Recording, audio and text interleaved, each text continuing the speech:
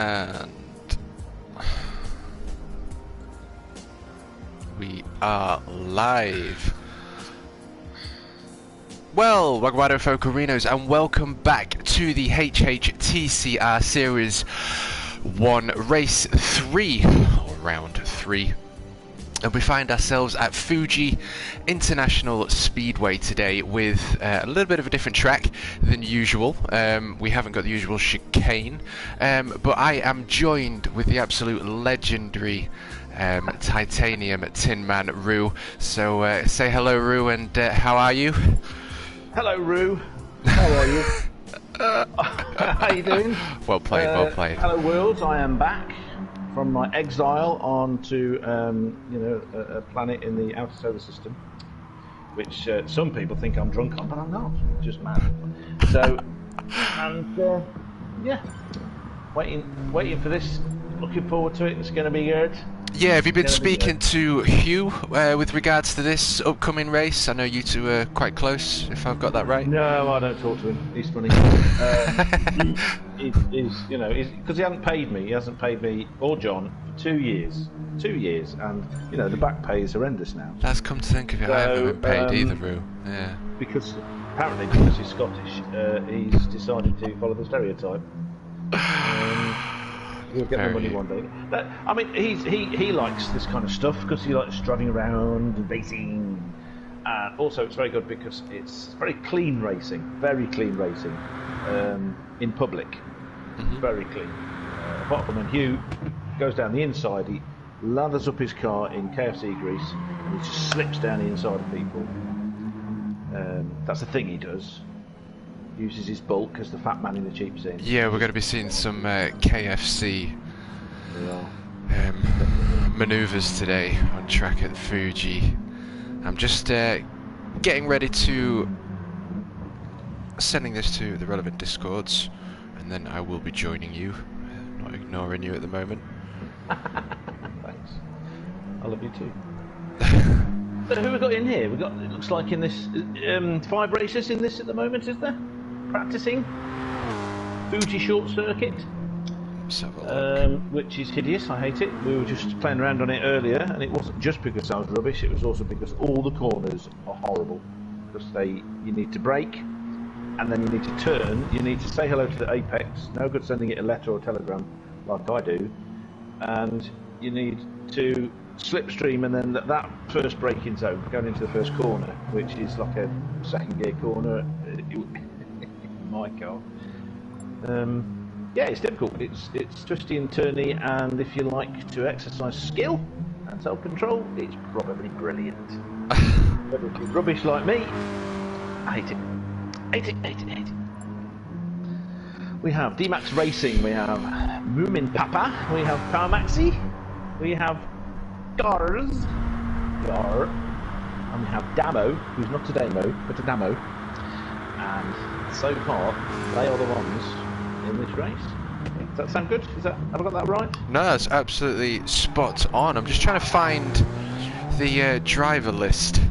In the thingy? Yeah, in the thingy. Richie, are you there? If you go into our private chat into HHTCR host intro, yep, and then scroll up, you'll see this race 1 split 2 that Moomin has posted for us. Got it. Absolute legend. Thank you very much. I was going to introduce him to YouTube how we did last time, but I think we need to let that one pass, don't we? Probably for the best. I'm here to help. Well, I'm going to. We've got the magical fairy on the line, and he will pop It's not in. me, Richie. Well, I remembered you invented such a brilliant name. I know, Matt. and I was politely requested that if I did that, I was going to be killed. And so it's time to eat, drink, and be merry because tomorrow I die. There we go. I see your plan. Well, I've got the splits up. Thank you to Richie. And in split 1, We have Scotty in first position with a 141.143, and VQS Jack, very quick dude, always on the top of every single leaderboard through every single race available on the weekly races, Manufacturers and Nations Cup. Very quick dude with a 141.2, so he's under a tenth away from Scotty next to him in first grid. And in the second grid we have Follow Me. What was Follow Me's name? Peter. It was Peter, yes. Peter. Correct. So Follow Me, Peter with a 141.6, and Glasgow Red with a 141.7. So we're still in the 141s. Glasgow Red, come on. We've got to train Glasgow you Red, in yeah. how to speak strange accents. No, if you do that, you'll be taking my job. So, all right, no, carry on. Hansa, who I know through Tijani's stream. I always see him in the chat. That's great to see him today with a 141.9. Mikey with a 141.932. So joining us today, he's a bit poorly sick. Oh, he's not joining us. No, Mikey's not joining us today because he's poorly sick. I mean, if he turns up, great, wonderful. But he was fighting something horrible, and he just doesn't feel well enough. He left a message on our little private thing earlier today. So. Okay, well that's Mikey out of sixth position. Better be, or else. And Doug is out as well. Is that correct? GLR Racer. Well, anyway, Mike. I'm pretty sure he's not going to make it either. Yeah. Okay. Well, Mike had a 141.9. GLR Racer with a 142.1, and then we have a Hugh Hattrick, so he's going to take sixth position now. And finally got in the first split, in the is... second split, I should say, or whichever split this is. What split is it? Hold on, GLR JD. Oh, okay. Yeah, so GLR JD with a 141.7, which is the same as Hugh Hattrick, but they both are carrying a 3-position grid penalty. So he's up there with Glasgow Red, Mr. Glasgow Red, in 4th position, but he is going to be starting at the back of the grid with Hugh today for split 1.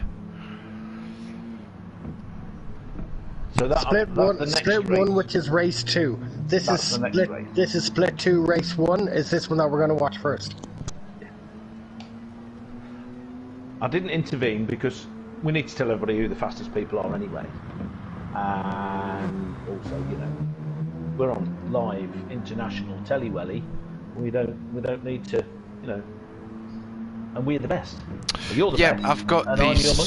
I've got the split 2 grid. So we've got Seal with a 142.1, Damo with a 142.3, Moomin with a 42.3, Ian with a 42.3, Daiko with a 42.4, D-Max with a 42.6, Falconer NZ with a 143, and Maxi with a 143.8. So that is split 2 race 1 for today's race at Fuji.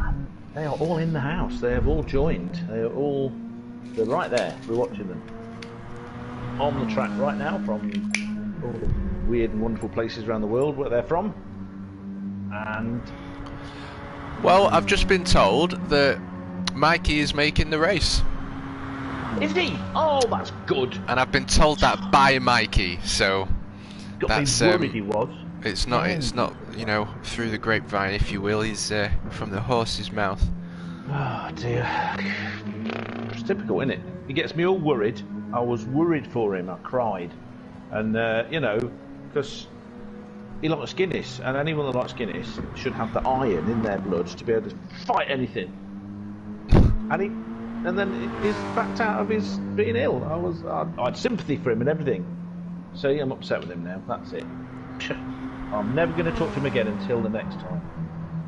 Well, Power Maxi, the German driver in the Volkswagen, he is Thorsten, is his real name, and it's a Nordic name from the God of Thunder. So, big shout out to Thorsten there. Yeah. I think he probably heard me just talk about him. Then he's probably got us on stream. Nevertheless, Falconer NZ. Falconer joining us from New Zealand, giving us the Coca-Cola livery today. And we should be kicking off in 5 minutes time, I believe. 4.5. 4.5.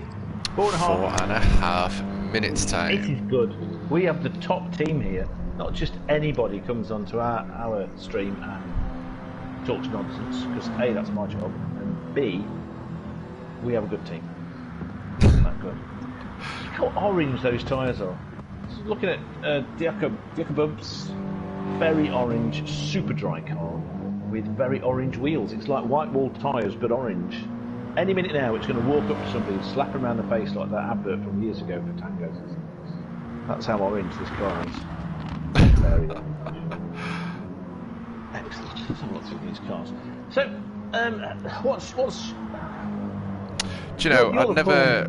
Sorry, I'm just checking through the chat. I've just opened it all up, and I'd never expected to see Hansa or Falconer in the chat of one of my YouTube streams.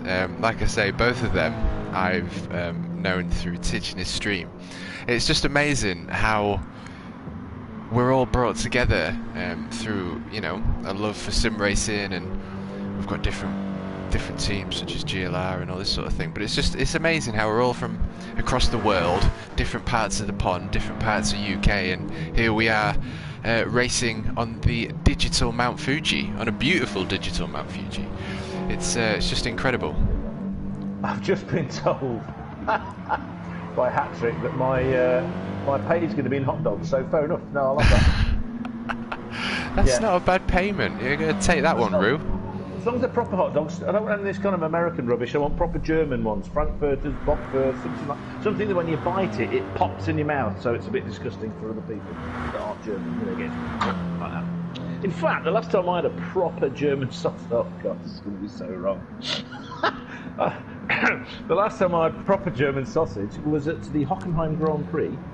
The last time they drove it on the proper track, not the rubbish one they got now, but the one that did 210 mile an hour into the woods, that killed the great German car.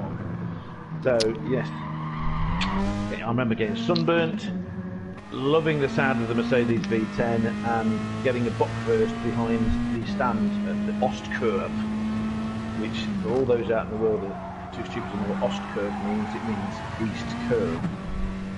I like German. It's nice and simple, and they say it how it is. You know, they don't call it maggots. What does that mean? What kind of a corner is that? One that eats your tyres, or you find in your cheese if you leave it too long? No. East Curve. A curve in the east. Thank you very much. Mikey, two cracking commentators here now. Nice one, lads. He's not wrong, is he, Roo? Oh, bless him. You see, this is what I was worried about him. I like Mikey. He's nice to me. Farm food, like hot dogs, 10 for a pound. Apparently that's your payment. Okay. If you're that clever, whoever said that, right? Hat-Trick, if you're that clever, explain this to me. Why is it that you get 10 for a pound, but when you try to buy the buns, you only get 8 or 6? Work that one out. In case you drop a sausage, or you want a double stacker, I don't think so. I would like to say, okay. 1 minute to go. 1 minute to go, excellent. I'd like to say that I hope Stephen doesn't watch. I hope Stephen doesn't watch the stream of the races we just had, because well, it is up there. I think I did stream them first 2 races. I gave you quite a bit of screen time as well. You was on it for quite a while. A lot of fun. No, it's not that. It's just that Stephen was so disappointed at how rubbish I am. I mean, I don't think I've felt so upset at upsetting someone that I was so slow. If he sees this, it's just gonna, you know, he's gonna just cry. It's like, what's the point of even listening to this idiot? What a joke. It's not sorry, Steve. Sorry, Scotty. Okie doke. Well, right. I think we are closing in on the final few seconds for Season 1, Round 3 of the HHTCR here at Fuji today, and we've got some cracking races joining us for Split 1 and Split 2, and it's going to be an exciting one to the first corner today. We've got points on the line. I'll have to have a quick check if there is a points bit on the Discord. Give everyone an update as to where we are. a little bit less points than the other split because they're slower. So, you know, but Hat-Trick managed to get up into the higher split, didn't he, the fastest split? That's it, we've got Seal joining us from New Zealand, taking first position, and joining him on grid 1 is Damo from the UK, and of course we've got Moomin and Ian, both from the UK in the second grid, and they are off. We've got the green. It is a race to the first corner here at Fuji for Season 1, Round 3 of the HHTCR. We've got cars looking to capitalise on the inside line, braking a little bit too early there. Damo looks like he's taken first, second position. Seal still able to hold on to first position. It looks like they might go 3 wide. Everyone's settling into their positions, into the first left of Fuji, and Daiko making a jump for third position. Looks like a good one, Roo. This is excellent. Very clean racing. I mean, a little bit of defensive driving, a little bit of shuffling around for position, but no one touched, no one hit. Good close racing. This is what we love this lot for. This is very good indeed. Driving around this hideous track very well. I'm quite jealous. Daiko third position, nearly making the inside move. Not quite able to make that one stick, but it looks like he's got extra pace on P2, and Damo looks like he might be able to capitalise on this fight for P2 as they come up to the penultimate section here at Fuji. Seal looks like he's doing a cracking job there in the Audi TT, and well and truly out of slipstream range. We'll see whether Daiko has the pace down here. Oh, there must have been a bit of mistake from Diakabub, because he's lost quite a lot of time, quite a lot of distance from cars, and now he's being threatened by Damo. We'll jump on board with Damo. Moomin looks like he's going to make a move. He is making that move. Is he going to be able to make that stick? And he's going to take 2 positions away from Daiko. A little bit of contact. Very good. So there were 3 abreast. Not entering the corner, but approaching the corner, and then of course, you know, if you take a tighter line, you've got to get round. So that didn't help. That didn't help Damo there, who had a good run. He had a good run on Diako, didn't he? He did. Diako, is that how you pronounce that? I keep calling him Daiko. Yeah, Diako, because it's German. Okay, Diako. Other people call him Daiko. That's not wrong. I say Diako. I'm probably wrong. It's because he's German and I slipped to the German pronunciation. Somebody somewhere does have to tell me. Well, it looks like we've got a bit of a battle going on for 5th position. D-Max Racing, is he going to take the inside line or take the racing line? It looks like he's stuck to the racing line, but Damo looks like he's got that Volkswagen. No, they've gone side by side. He's on the inside. There's been a little bit of contact. Bit of contact there. Oh. So Damo slipped right back. Is that first corner? Well, not first corner, but first corner of the second lap. Battle really cost him, didn't it? Because he's back down in 6th now. It did, yes. And Falconer in the Coca-Cola liveried number 181, driving from New Zealand. So we've got 3 New Zealanders on track today at Fuji for round 3 of the HHTCR. I don't know whether he's just about to lose slipstream though. We'll just jump on board with P6. Hopefully he gets a good exit here. What gap is necessary, as you know more about this than I do, what gap is necessary in GTS for you to lose slipstream? It's very specific, and it's 3/4 of a second. So anything over, you're out of it. Anything under, you're going to be drawing them in. Obviously, I think the percentage increases. Right. 1.3 behind, so he's well outside of that now. But he's pretty much staying with him very well. I mean, the first race, he had a lonely race at the back of the field, didn't he? If you remember. And this time he's keeping closer.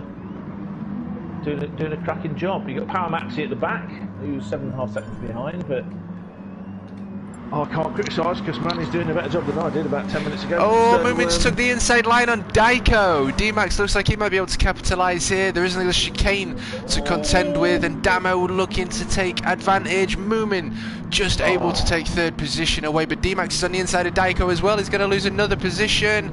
Little bit of contact, but that's always the case in GT. Daiko's now lost. Oh, what's gone on there? Oh, that was a bit of a...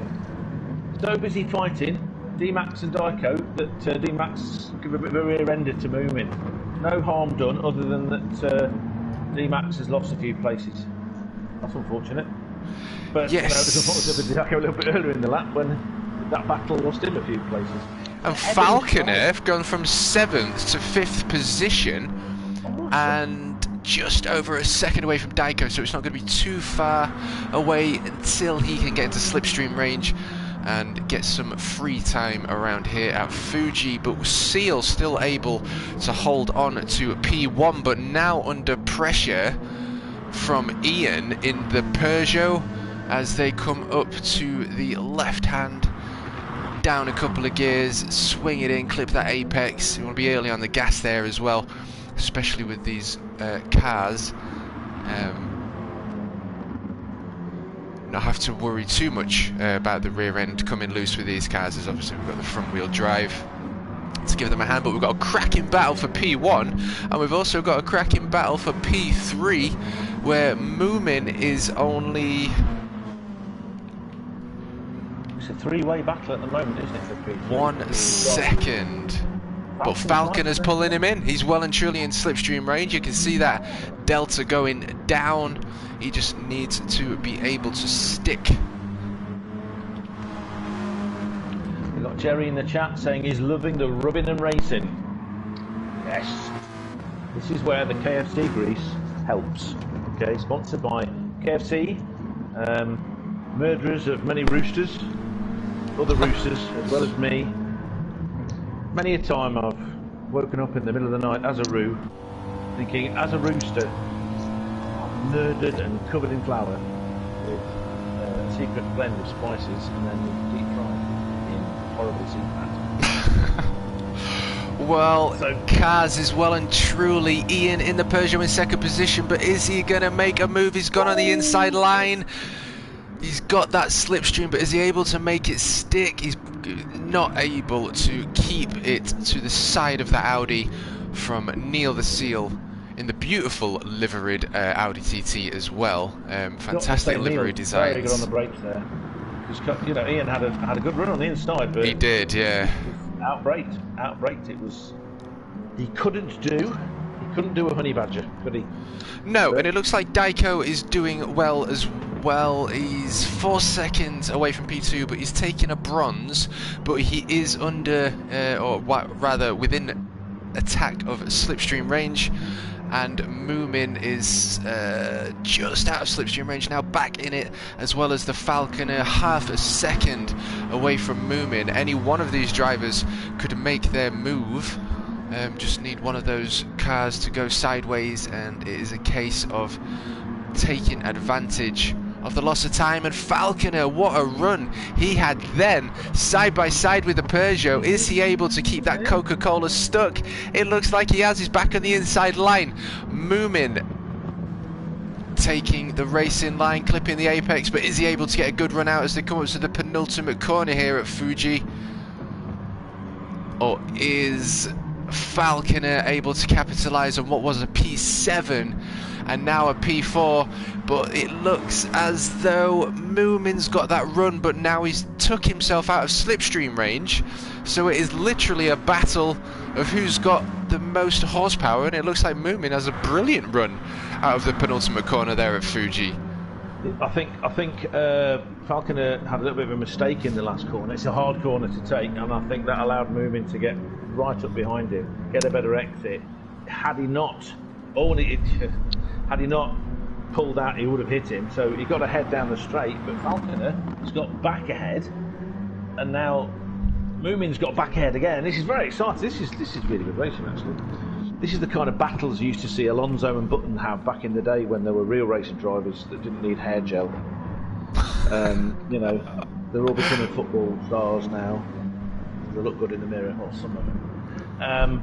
So that's the fantastic battle. I'm really pleased for Falconer, because he was not happy with being as far back as he was in race 1, and well, he's certainly improved. Damo seems to have sort of, I don't know, not happy, gone, because he was doing a superb job, and he's slipped 6 seconds back from that fighting group. Diaco is... Oh, Falconer's got a run. 2.2 seconds. Yeah. Yep. Oh. Sorry, you were saying? No, it's okay. I just thought Falconer just went to the side of Moomin in 4th position, but slammed on the brakes at the last second.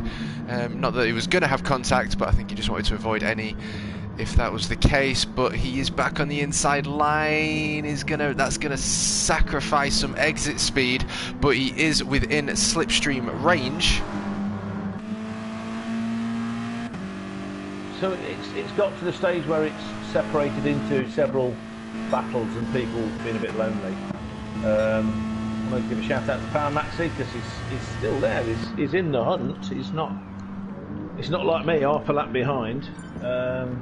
He's within range of... He's gone on the inside. He's next to Moomin. He's got it. Is he going to be able to make it stick and get the exit? It looks like he's made that happen for 4th position.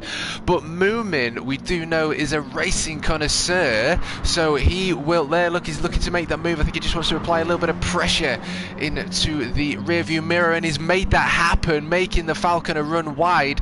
Does Moomin now have the pace to take 4th position back? He's got the inside line, but is Falconer going to go dive on the inside again? No, he's going to go for the racing line.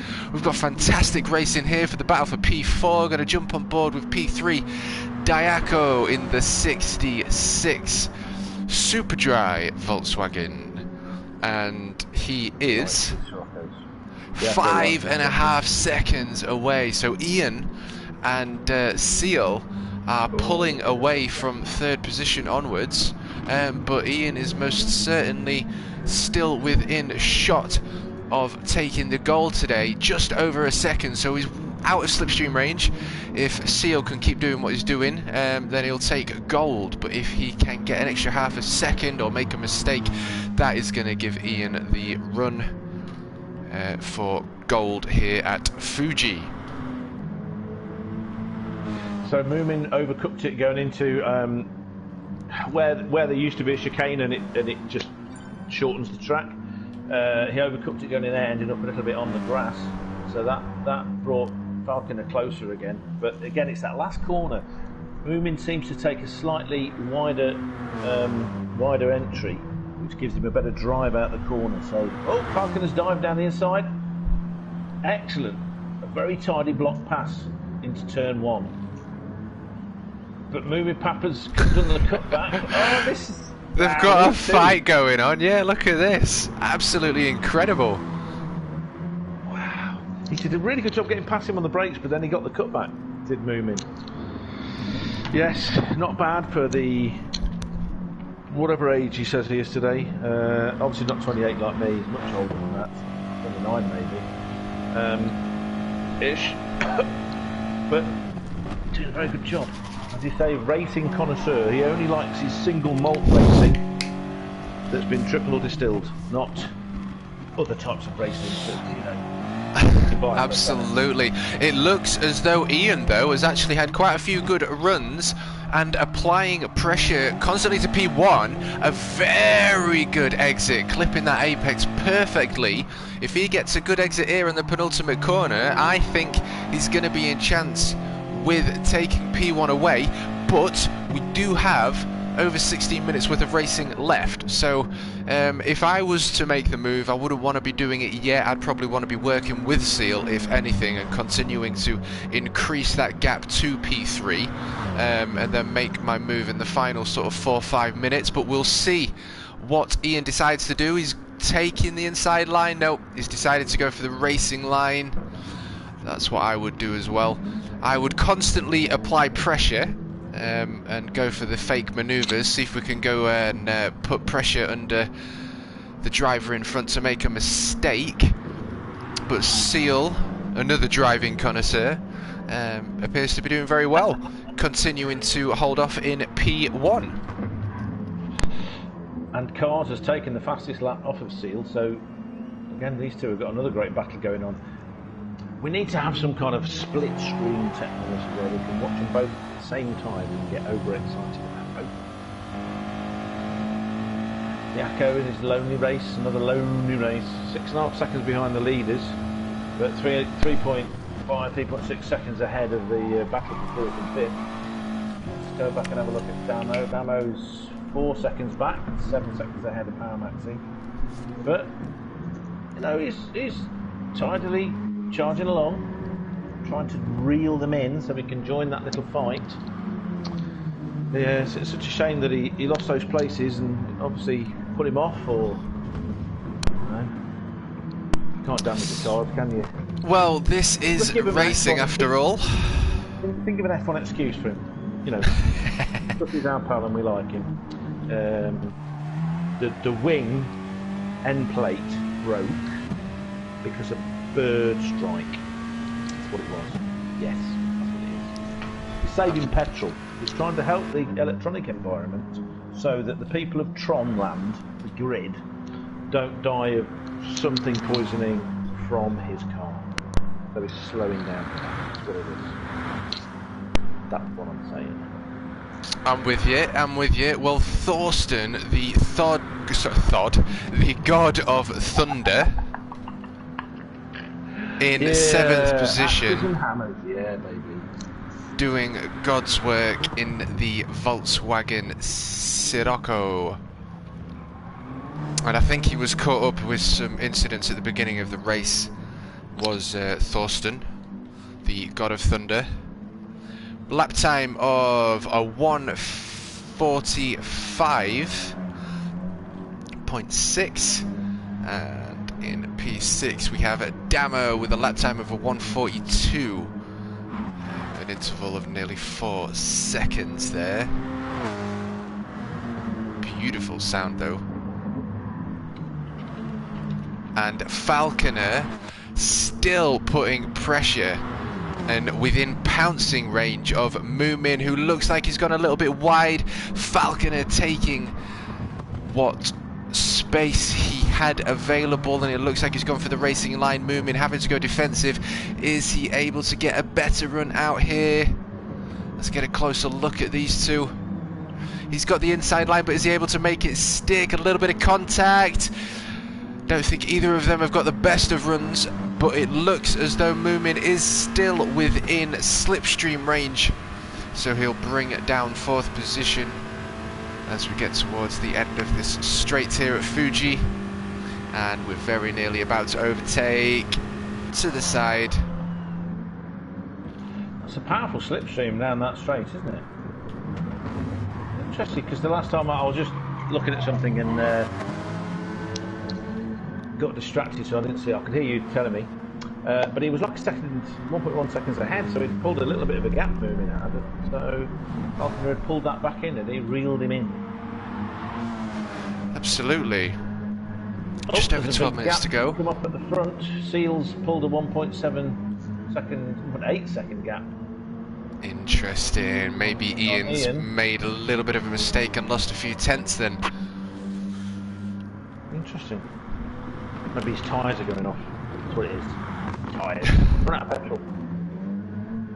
Yeah, Ian's starting to push. He's pushing those track limits a little bit. I think the pressure from the pace of Neil the Seal up in P1 is not enough for the Peugeot to match up around here at Fuji. So it looks like there's a little bit of a gap there. Diaco in P3 with an interval of 6.336, a lap time of a 1:43, and Moomin still having to defend his position as they enter the start-finish straight yet again with just 11 minutes left to go, and a fastest lap is Ian. In 2nd position is the British driver here today. He got that a little while ago when they were battling close, but he's 2.5 seconds behind now. Something's definitely gone on there. the steering wheel's broke. His kids have come in and they're jumping up and down in them. Something. Oh, he's pushing really, really hard. Like you say, track limits. Yeah. It's a funny thing how that works, isn't it? Because I may be rubbish at this game, but I can drive. And, you know, it's cars and motorbikes, if you go beyond, if you push too hard, it gets to a state where the faster you try to go, the slower you go every time. And you wreck your tyres, you wreck your car, you have a crash. It's, yeah, it's an interesting thing. I've always found that quite interesting. Yeah, and it looks as though Falconer has took position from Moomin, but again, the racing connoisseur taking a beautiful line there, but following the Falconer a little bit too much, and both of them going off the tracks. Is there going to be contact? No! Just missing out on the rear end of the Coca-Cola mobile. Nearly couldn't get that stopped. He's dropped back a little bit because he couldn't. He was pushing and he couldn't get. Moomin couldn't get it stopped for that corner, 2 corners back. Corner number not quite last. And it appears as though Damo has joined the party. He has knuckled down and now is in with slipstream range of the Peugeot driven by Moomin as they continue to unleash all their horsepowers down this start finish straight at Fuji. Damo going for that side by side. Is he going to be able to make it stick though, Rue, as they come up to the heaviest braking section here at Fuji? Moomin looks like he's got the better line. Is he able to make it stick? Damo's still able to hold off, chasing Falconer down. A little bit of contact there. The 99 car able to just hold on, and Falconer's loving this as the Volkswagen and Peugeot continue to fight it out, giving Falconer in his Volkswagen some free time, if you will. And that puts Falconer in 4th position with an interval of 4 seconds and a gap of 13.666. So he's carrying the number of the beast right now. With a performance like this, I'm not surprised. He's done very, very well keeping up. His head down, eyes up. Superb, isn't it? Superb comeback from Damo there, because he was quite a distance behind. And he's obviously, Falconer and Moomin were sort of slowing each other down with the battle. Absolutely. Yeah. But still, Damo, he kept his head down, got himself back together, caught him up, and now he's back in the fight. So, yeah, with nearly 7.5 minutes to go, over 7.5 minutes to go, plenty of time for. What do you think? Do you reckon they had a catch up with Jakubov or Diaco? Well, we've got just over 7 minutes to go. Moomin looks like he is starting to lose the pace. Damo's decided to go for the move, which answers my question before I've even finished it. They're probably not going to be able to catch up to Daiko if they're going to be fighting. If I was Damo, what I'd want to be doing is working with Falconer. I'd be the type of guy that would want to be bump drafting people on the straights, working together, not fighting through the corners, and therefore you're going to gain maybe half a second or even more if they make a mistake. So if you know get a couple of good laps in, you're going to be close to slipstream range. They're already catching him up, but whether they can do that with just over 6.5 minutes, I'm not sure. But look, he's going for the inside line again, so the outside line. Falconer having to defend. Damo looks like he's going to go for the cutback, which he is, but he's gone on the grass, just able to hold on to his Volkswagen. And we've got... Moving from out of this, he's reduced that gap, and it's a 3-way fight again. Oh, Falcon is still pushing hard though. Look at him. He could full throttle through that apex, and he was just waiting to feather the throttle through that corner, and now he comes up to the penultimate corner. It looks as though he's getting into the flow here at Fuji, but is he able to hold on to 4th position? You have to call him Andy Cap because he's got flow. That's a joke for the older generation. It used to be Andy Cap. Got a cartoon in the day, didn't it? They're going to go side by side. Other newspapers are available.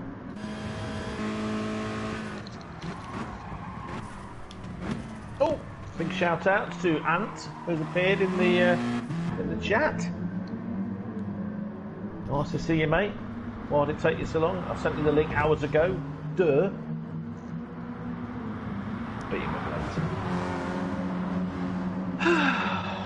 Blackadder. Why be Blackadder, you see? Don't worry, Baldick will beat him up and get the money off. We've got many happy birthdays to Flash Dagger in the chat. Yes, we have. What? Jerry got the handicap reference. But he's young. I mean, he didn't understand sarcasm. You're absolutely right. Flash has been... It's his birthday, and lots of people have wished him happy birthday. I want to add mine to yours and everybody else's. Happy birthday, Flash. Oh, I'm so glad that you got... I don't know what I'm saying now. I don't know. So glad you've got a birthday, and you continue to have birthdays. Just a big happy birthday to Flash.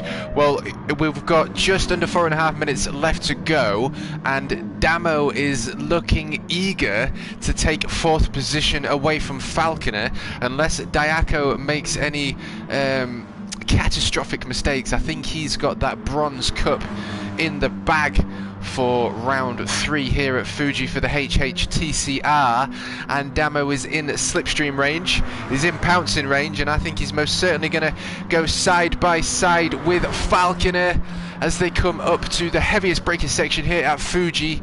But will he be able to hold on to the inside line, or will Falconer get the better line? You can see him holding off on the turn in there, he's got a better turn in, but is he able to get the better run out?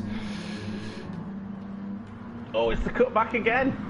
Falconer did. Oh no, but has he? I was just going to say he did the trick Moomin. Shut the door, yeah. Not able to make that happen. So is Falconer able to grab that 4th position back? Because obviously now he's in slipstream range, so he's within pouncing range.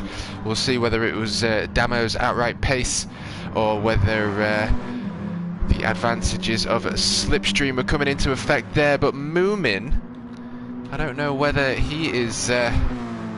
he's just outside of slipstream range, nearly a second away from P5 Falconer, the New Zealander.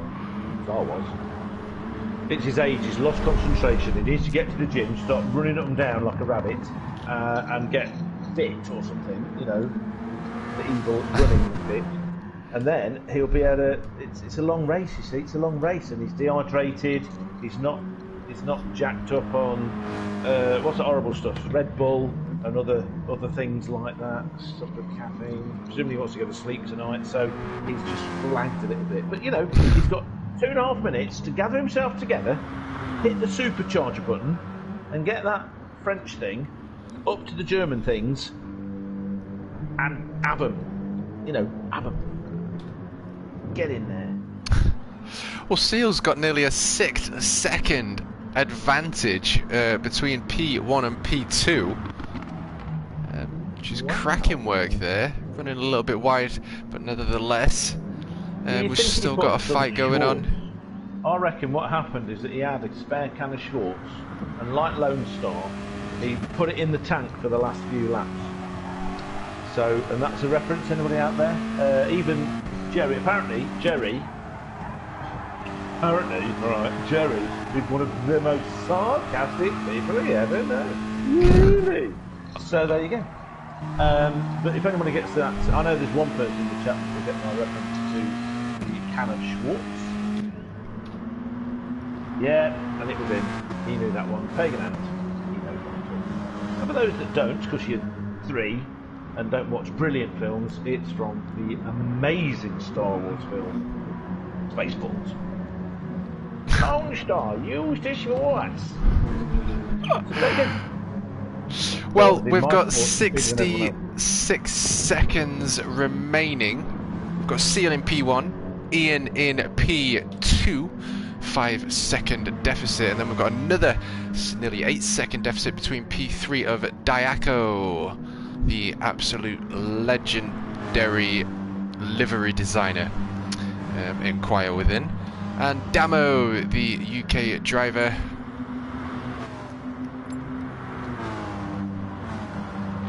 in P4, Falconer P5, and Moomin having a little bit of a rough race today at Fuji, now finding himself in 6th position. We're on the last lap, and of course we can't forget the god of thunder in P7. Well, hammers are heavy, I know. My middle name is Mark, and Mark, of course, is the Roman equivalent of, you know, Thor, as is my last name. Very nice. From Mars. Well, actually, I'm lying about the last name. This is the final lap. Final lap. Happy days. Well, we've gone through the running order. It looks like Falconer now in 5th position, and Damo seems to have most certainly found his pace, getting out of slipstream range and working his way back up to 4th position. We're coming up to the penultimate lap there. I can see Seal coming up to the penultimate corner.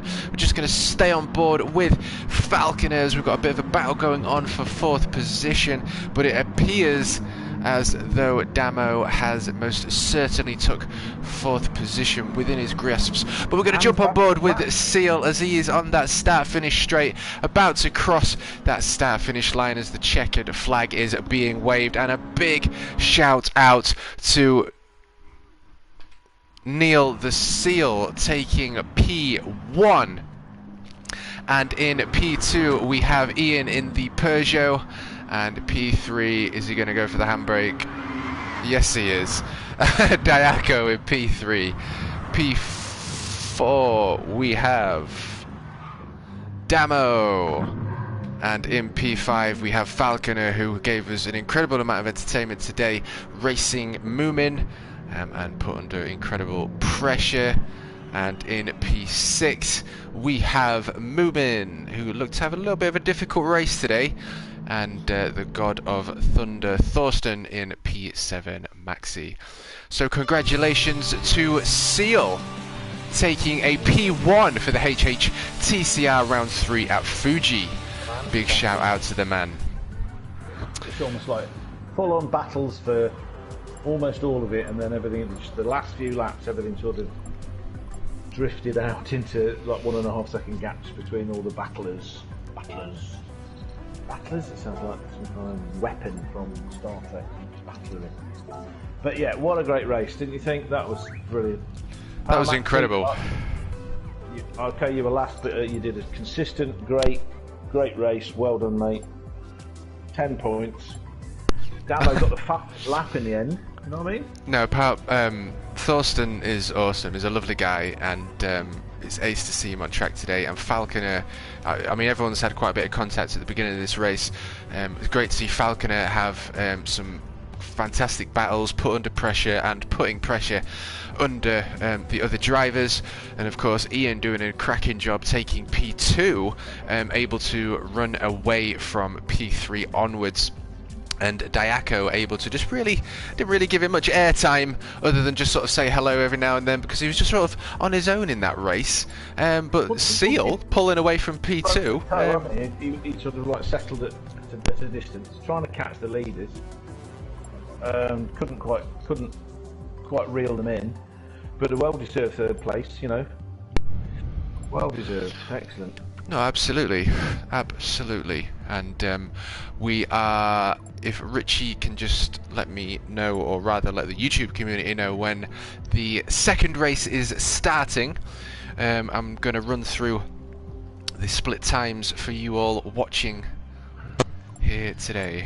We're going to hope that everyone is going to leave now, and give them like 15 minutes, I'd say, just to warm up, and then away we go. Okie doke. Happy days. Marvellous. So, you heard it. Get lost, everybody. No, don't get lost. Not the people listening. Well, don't get lost. Just get a little bit further away than being in the lobby. A little bit further. Out of the lobby, but still very nearby. That's what you need. Do that.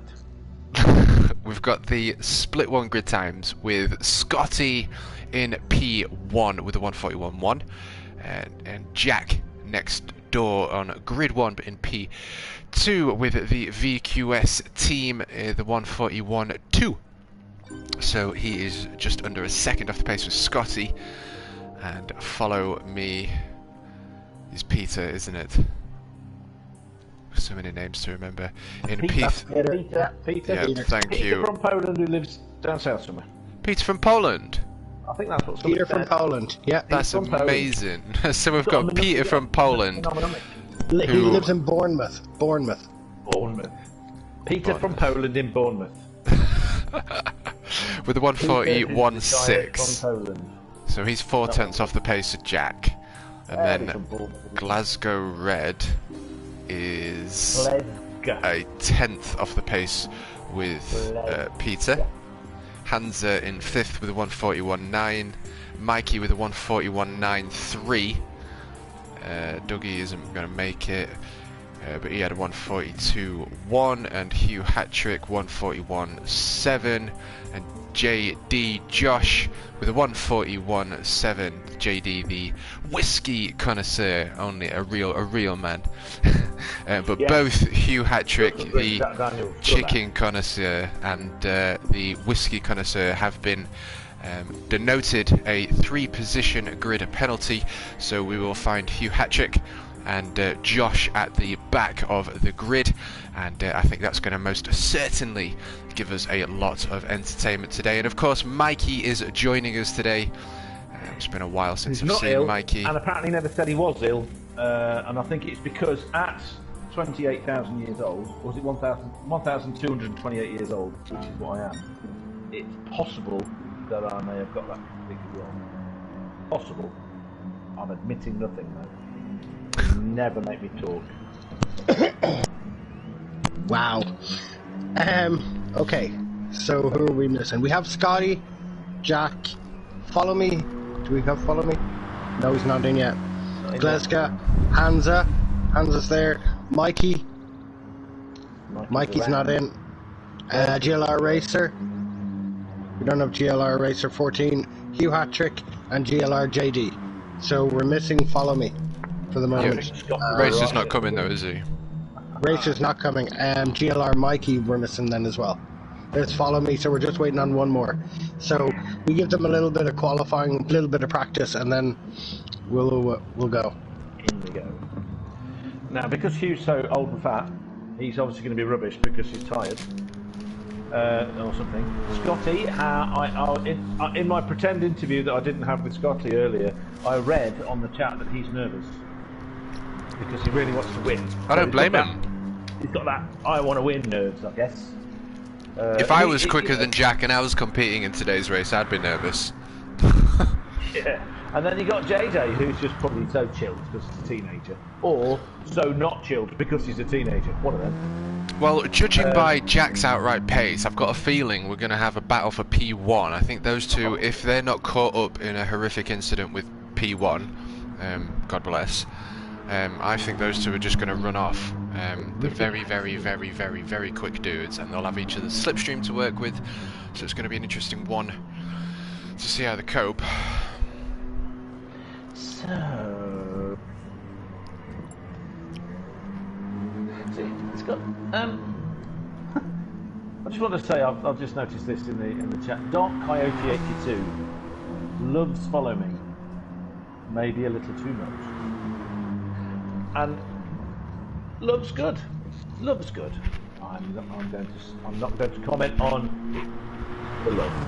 Loves good. Dark Coyote, myself, and Follow Me used to race in a group called Draft House Racing, and that's where we all know each other from. So, Dark Coyote, I haven't actually spoken to in a while, and he's popped up on the chat here tonight, and it's good to hear from him. Hope he's keeping well, and maybe we can get him involved in some races in the future. Yeah, brilliant. Mikey said that he's Love not it. seen the lobby for some reason. Mikey, what you need to do, if you can hear me, is you need to click on Ones with Friends. I was told that earlier by an expert. So do that and you'll be able to see it. Apparently. It worked for me. I would like to say that Jack Daniels isn't a totally horrible thing. It's okay, but I agree with JD, it isn't quality. It isn't quality whiskey. Plus they spell it the Irish way because they're Americans. Bless them. Aww. So I really like Irish whiskey. It's triple distilled, you know. It adds a smoothness. Things you find out. Are you my friend? No, I hate you. I hate you because you called me nasty, nasty words earlier today. So, Hugh Hattrick. Oh, Hugh Hattrick, currently in P1. That's assuming people have got times. No, they don't. No. Well, he does at the minute 1.6 quicker than the lobby, Whiskey. Mr. Whiskey. Yes. Mr. FJB. Well, Mr. Jack, Mr. JJ, who I have renamed Bin Petrol, because presumably him and Scotty are gonna when they go down the straight, what they'll have to do is they get halfway down the straight and then they suddenly realise they need to go faster. They'll change up 3 gears because they don't do it earlier because the script says you don't need to. That's how Hollywood do it. Then they'll do a handbrake turn at the end and still end up ahead of everybody, even though that's much slower, as I demonstrated earlier when we did our Mad Lobby. Mikey! Mikey wasn't a friend. We're after sorting it out. He's there in the lobby now. Yeah, Excellent. beautiful. Woo! Get in there. That's what we like to see. So we are moments away then from the final race for tonight.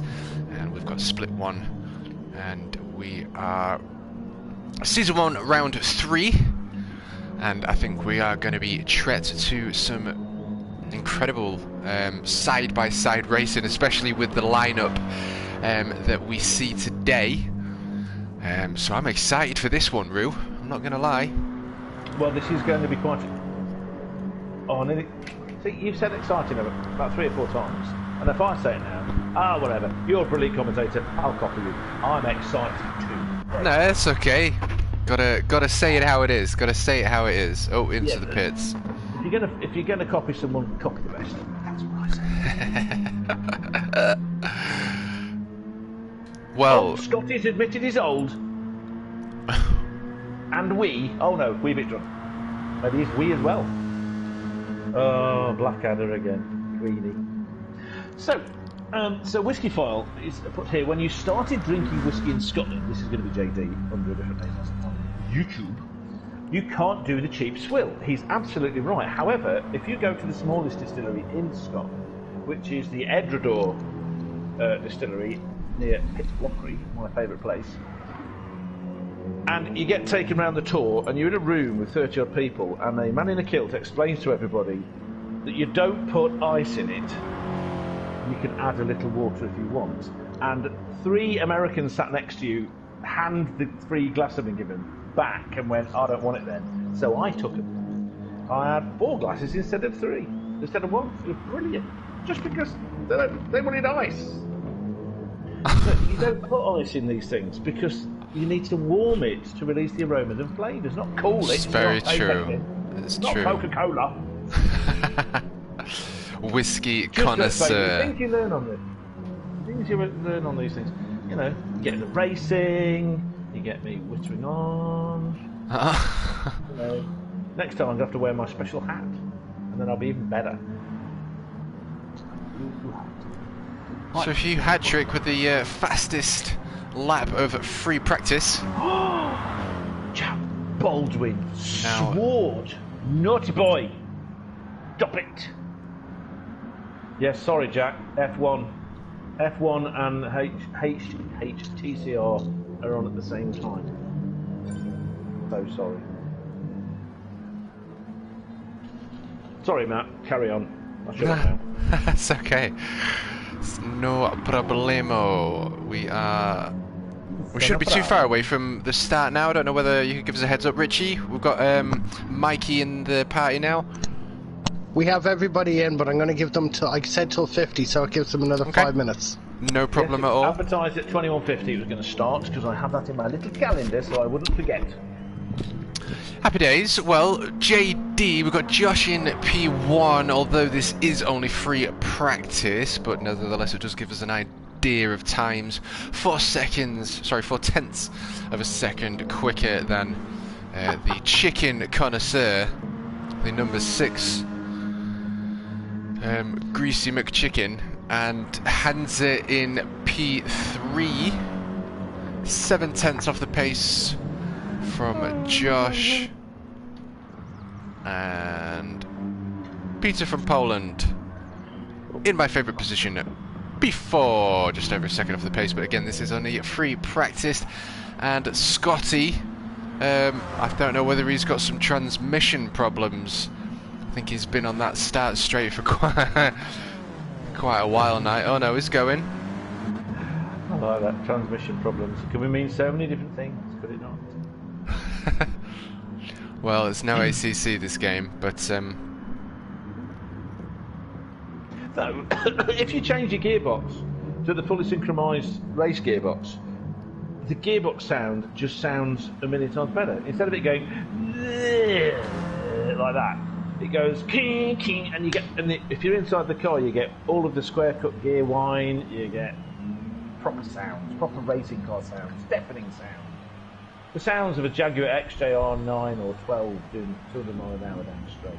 That kind of sound, you know what I mean? So that's what I advise people to do, but of course you can't do that when it picks cars for you, which... what's Jack doing? Jack is moaning that he's missing the F1. He's doing practice right. starts. He's doing Practice starts. Oh. Oh, I see. Does he not put traction control on one then? No. No, he doesn't. Wow.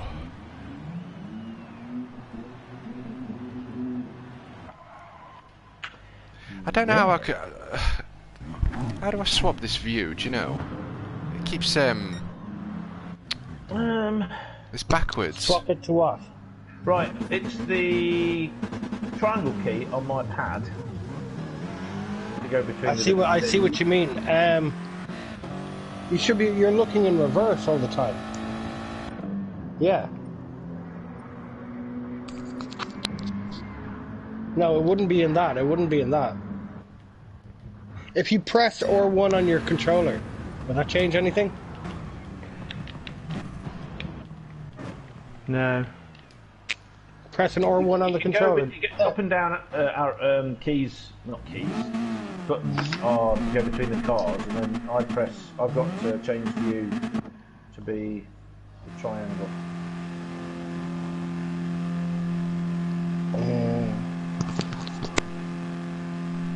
I'm inside with Peter from Poland.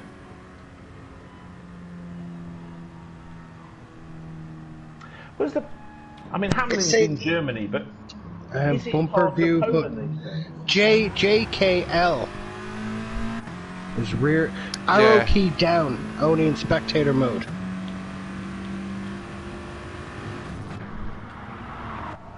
I'm looking backwards. So F9 hides the head-up display, but only in...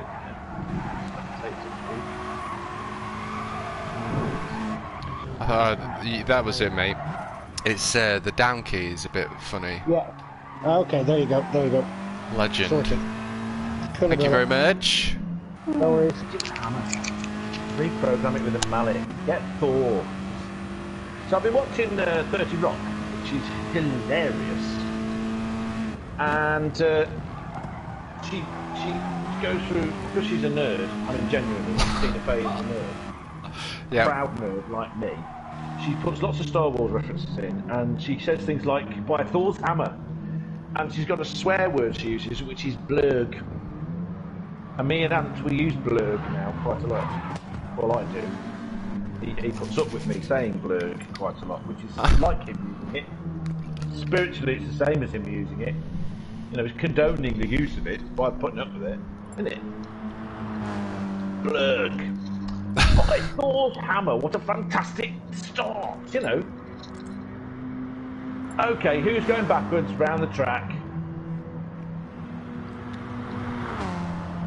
Someone's going backwards round. There they are. Is it? It's not Hugh Hansford. It's an American. It's Brit.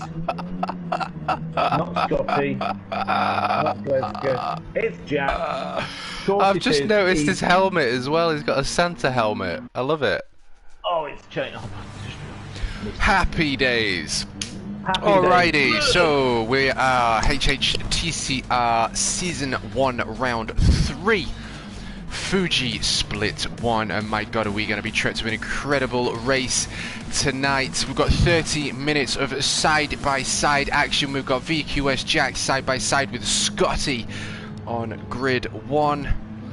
As I'll jump on board. Oh, right, where are we? What's happening? P2. Scotty's on pole. Jack, great start by Scotty. Jack's got away quite nicely. Oh, it looks good. He's to maximise as much of that slipstream as he can as he comes up to the first corner here at Fuji. They are all on the brakes. Jag sticking it behind Scotty, and in P3 we have Glasgow Red, who is currently being chased. Why is it not letting me go inside the car? Not fair. Back out of it and then go back into it again. Well, out of spectator and back in. Oh, Yeah. follow me just on the side of Glasgow Red. We've got Mikey in pursuit of P5. Hugh Hattrick behind the Volkswagen of Mikey.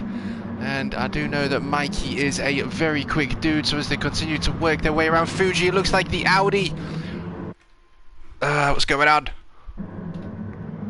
The Audi of Hansa joining us from Germany today as they make their way and traverse their way up to the final corner here at Fuji. Hugh Hattrick second to last, but a very, very quick lobby. Everyone's still within slipstream range. Says within slipstream range. Look how close these drivers are. Yeah. And we're already beginning to see a gap between P1 and P2 as Jack is within slipstream range, and I do believe that P3, Glasgow Red, is just outside of slipstream. Scotty going on the inside, he's taking the defensive line. Jack on the outside with the racing line. Who's going to get the better exit? He's got the space to get the run, but has he got enough power to get side by side to this left-hand corner? He was trying to be a Buffalo girl and go around the outside, but he didn't manage to get the switch back. No, and it looks like we've got some more action between Hansa and Glasgow Red in the Kit Kat Peugeot. And in P6 now, we have Hugh Hattrick. Oh, he has indeed, but is he able to get the switch back? The side by side. My thoughts, Hammer. This is superb. Such racing. What it is because it's a deep fried Kit Kat from Glasgow. That's what it is. He's obviously moved on from deep fried Mars bars, battered meat bars, Mars bars. We've got an incredible line of drivers all the way from Follow Me now out of slipstream range between the first two, as I predicted. 26 minutes of racing left to go. Glasgow taking the outside line. He's able to cut that back and get a better run on the final corner of Fuji. Scotty's really trying to break the toe here, isn't he? Straight over to the right side of the track. Look at him weaving down there. He's taking a zigzag. Oh, the Kit Kat attack. Kit Kat attack. It's coming down the inside. Is he going to make the move? He's gone for the move. He's took it down the inside. He did leave it wide open though. But he's got the inside line back. He's got the switch back. Is he able to make it stick? Is the question as they come up to the left-hander here at Fuji. You've got to be on the brakes for this one. Jack's got the front line, but has Scotty got a better run out? Well, there was that, but also Hansa stuck his nose up the inside, which meant that Peter couldn't switch right back across and was compromised on his exit. So, but he's catching back up again now. Scott has got an incredible line, maximising track width, but now Jack, of course, being ahead of Scotty, is having to defend. And look at this, he's most certainly going to make the move. No, he's not. We missed Jack getting ahead. Oh, Jack on the grass. He obviously knows that grass well because in the practice session he was going backwards around the track. Well, we've got quite a bit of time, just over 25 minutes of racing left to go, so there's no need to really make that move yet. Again, like I say, those two want to be getting as far away as possible from third position, currently occupied by the 777 Kit Kat of Glasgow Red.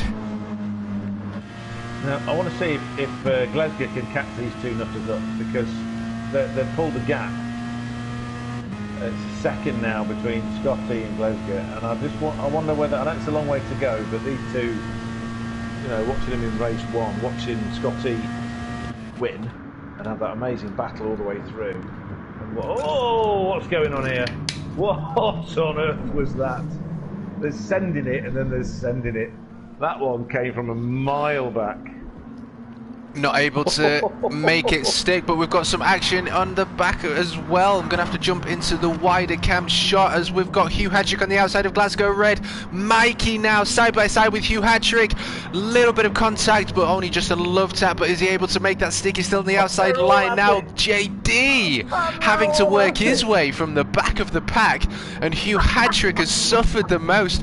Now JD just ahead of Hugh Hattrick. Glasgow Red side by side with Mikey in the 45 Volkswagen. Peter's lost. He was in, was it third or fourth, and he's right back now, 7th, 7th, because he went right off the track. This is insane. Oh, and again, he's off the track again. Track limits. What's those track limits, mate? Come on now. So P8 then has gone to follow me. Hattrick just got past him. This is insane. They're all nuts. But that move when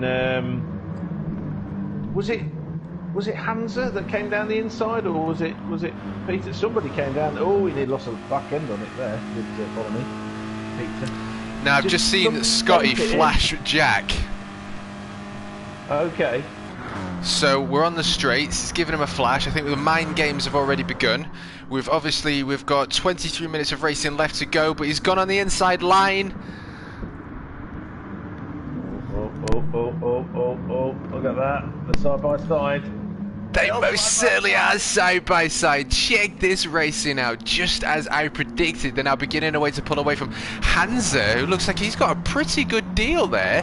Now gapping P4 in P3. But we've got some fighting going on between the two Volkswagens, between Scotty and Jack. Very, very quick dudes indeed. Battling it out here for round 3 at Fuji for the HHTCR, and Jack Balding with the beautiful switchback. Scotty just sent it up the inside. Again, like you say, the little games they're playing. When they were side by side after the first corner, approaching the second corner, they were sort of gently tapping into each other.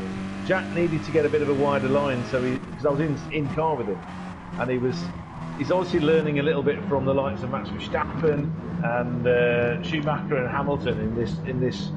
Yeah, I'll edge you out, mate. That's superb. It's brilliant. JD on the inside of Glasgow Red, but is he able to make this one stick? Side by side up to the penultimate corner. We've got Mikey taking the racing line, clipping that apex. Side by side with the fellow GLR racer. Look at them all tucking into the slipstream as they make their way over the start finish straight here at Fuji. And I think all three of them are going to go for a move here. I don't know if they're going to be 3 wide into turn 1 at Fuji. This is what's been happening though, that when they're all bunched like this, one person goes for a gap and then the next one follows them into it. Mikey on the inside, but is he able to make it stick? Glasgow Red with the cutback, GLR JD, Josh in the Chrome Audi has lost out to that 3-way fight, and Hugh Hattrick sat in the back there, loving all of this fighting that is unfolding, capitalising on some free time. Get in that first corner, come on. And now P4 occupied by GLR Mikey, the Irish legend and Guinness connoisseur, it must be said. Get your protein in your belly, lad. Absolutely, a bit of protein, bit of iron. Reminds me of of a Not Bugs Bunny cartoon, though he makes a guest appearance right at the end, where a little mousy thing, or chipmunk, asks the dog if he's had his eye on today, and then when he says no, he hits him with a spade. That's what the Guinness lovers racing, that's their mantra. If in doubt, drink a Guinness and hit him with a spade. Not sure if that's true, but it should. Well, Josh in the Audi, who is only a few tenths away from Mikey, now taking the inside line to Glasgow, and he's got it. He's made it stick. But I think Glasgow Red is most certainly going to maximise on the slipstream now, and I think he's going to have to pull out any second unless he's going to bump draft Whiskey, which I think he is. He's bumper drafting him, trying to get him up there with Mikey. So we've got a little bit of teamwork between Glasgow and Josh in the Audi and Peugeot, chasing the Volkswagen Sirocco down. Hugh Hattrick just in the background there, hard on the brakes. And follow me with an unfortunate 8th position there. Doing quite well at the beginning, but I can't remember quite what happened, but nevertheless finding his way behind Hugh. Oh yeah, well follow me, I think he sent, if I've got the right car, he sent it up the inside, and then 3 or 4 cars in a row went up the, like I was saying, they all follow one another and you can't get your line, and so you just lose speed, and then everyone goes past. Classic touring car racing. You lose one place, you lose 10. Well, you watch Ginetta Juniors and the Ginetta racing. Oh, look at this though, look how close Scotty is. He's taking the inside line, he's taking that inside line against Jack. But both of these, I would say racing veterans, but the most veterans to this GT Sport franchise, that is for sure. And the 95 Oakley, but Jack again with the cutback, but he's not got the inside line. But he does have the racing line coming up to the penultimate corner here at Fuji. Is he able to get a better run out? He's clipped the apex, he's maximising track widths. We're going to jump on board with Jack. He is well and truly within slipstream range. I think we're going to be certainly seeing some mind games now. Scotty, far right as he can, saying this is my line and you are not having it. You can go now. He's pushing him to the left so he can capitalise on as much of the road as he can. Oh, he's gone for the cutback. Jack's taking it. And I think he waited to get on the gas there as well, so he cooked Scotty off. He did, he blocked him mid-corner. That is racing for you. Classic motorcycle move, that is. And a big shout out to Hansa in P3 with an interval and a gap of over 1.5 seconds each. So he's just sort of in his own little world while everyone else fights and battles it out. If we get a bit of some contact between P1 and P2, between Scotty and Jack, Hansa might be laughing today, Roo. I don't know. Oh, well, I mean, Hansa's got a fantastic seat to watch an incredible fight. Scotty touching, he likes to do a little bit of a up the bum, I presume to counteract the parking it on the apex move that JJ did, that Vin Petrol did. You know, just stop him getting on the gas and cut him back. That's unsettling. This is touring cars. This is proper touring. This is BTCC racing, where it's not exactly contact. He's got, look where Scotty. Is he going to do the same thing though? He's gone on the right side line, he's taken the defensive line, but is he going to keep the defensive line this time, or are we going to see another incredible move from Jack? We've got a little bit of contact there, pushing Jack to the outside line, and he's taken it. But is Scotty going to get the cutback? Did he get a better exit? It's all about the exit to get side by side, and that's what he's done, pushing him out, making sure we've most certainly got some great mind games going on here between P1 and P2, and look how close they are for each other as well. We're being tread some cracking racing. Into the corners, isn't he? Yes. Yes. Every trick in the book. He's done it again. Look at this. Oh. But Jack He chucked that Volkswagen in as quickly as he could, and look, he's taking the position. We're seeing incredible racecraft between these two here. Well, Jack was ahead, and then Scotty he took a dive down the inside. He knew it wasn't going to stick. He was just doing it anyway. You know, keep him on his toes. It's superb. It's just so entertaining. They're playing with each other. That's what these two guys are doing. They're so good. They're just playing with each other. You know. So annoying. No, absolutely. No, you're absolutely right, Hugh. It's poetry in motion. It really is. It's fantastic to watch. They've lost almost 2 seconds to the group catching up behind them, though.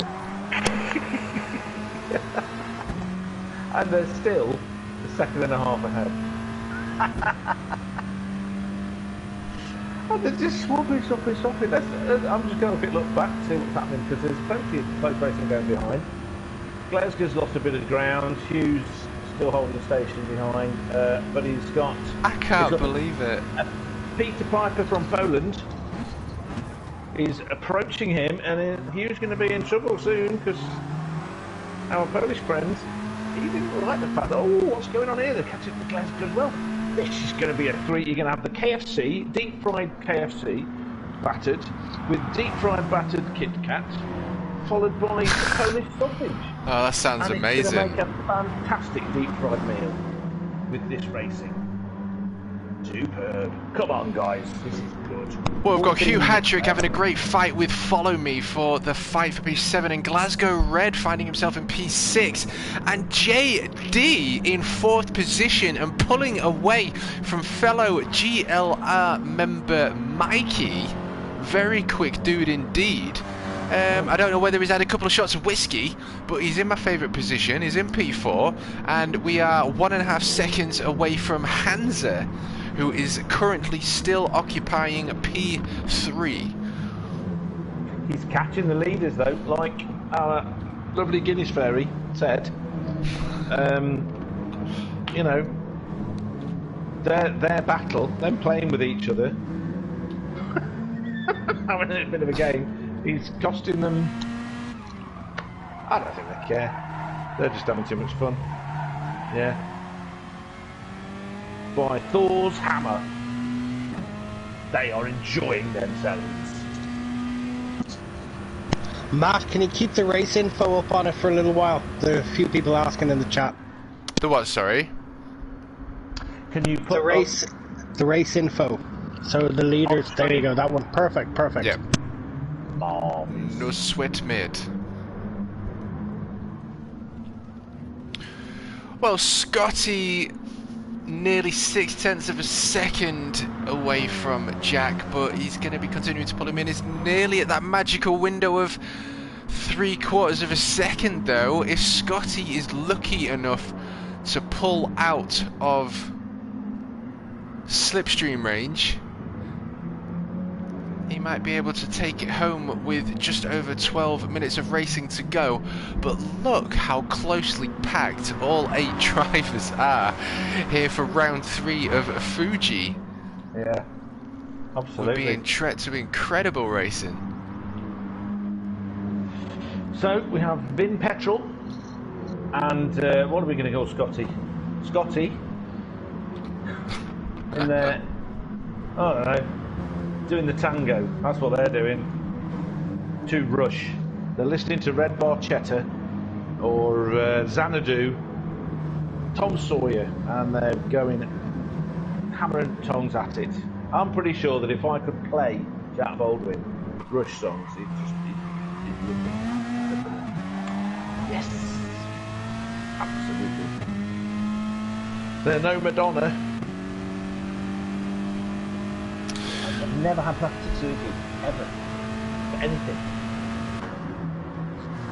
Well, GLR Mike is finding way in 5th position. We've got the slipstream of Glasgow Red in the Kit Kat Peugeot. If these guys can work together, they might be able to get back up to Josh in the Chrome Audi in P4, but they're going to have to work together to make that one happen with 10 minutes left to go of Fuji. All drivers doing an incredible job. Not that much of a gap between them, really. We've got a great fight between Mikey and Glasgow and Hugh Hattrick and Follow Me. And, of course, the epic battle. I suppose I could call him Vin JJ. It's like Jungle Juice, isn't it? Vin Jungle Juice. Maybe not. Oh, Glasgow's having a go. He's right there, right behind Mikey. They're waving at each other over the Irish Sea, though I'm sure Mikey's busy. Let's pretend he does. He probably doesn't, but I know he does. A little bit of contact there with Mikey. Just having to come off the accelerator there, but he's going to get a good run out here. Coming up to the penultimate corner here at Fuji for round 3 of the HHTCR, and Mikey just able to pull in front of the Peugeot. But again, whether these guys are going to work together or whether they're fighting it out, I don't know.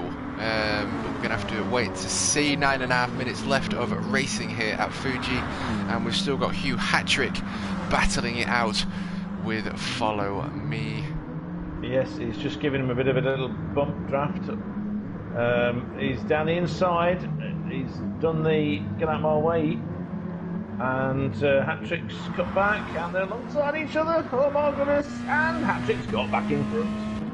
So this is interesting because we've got this field bracketed by 2 sets of people that keep swapping the lead, swapping positions. Races of twos. And the ones in the middle are going, "Can we have a go?" Brilliant. I want one. I want one. I want one. Well, the fight for P1 is still going on. 0.2 of a second. I think that, you know, it's a case of who's going to get the last laugh between these two, and whether the defensive movements in the final moments of the final lap come into play. I would want to be sticking it. I'd be waiting till the final maybe lap or 2 before. I'd want to be making a move if I was Jack, but if there's room to make a move, I would. But Hansa, still in P3, is now under attack from Josh in P4 in the Chrome Audi as they make their way through the penultimate corner of Fuji and up to the start-finish straight.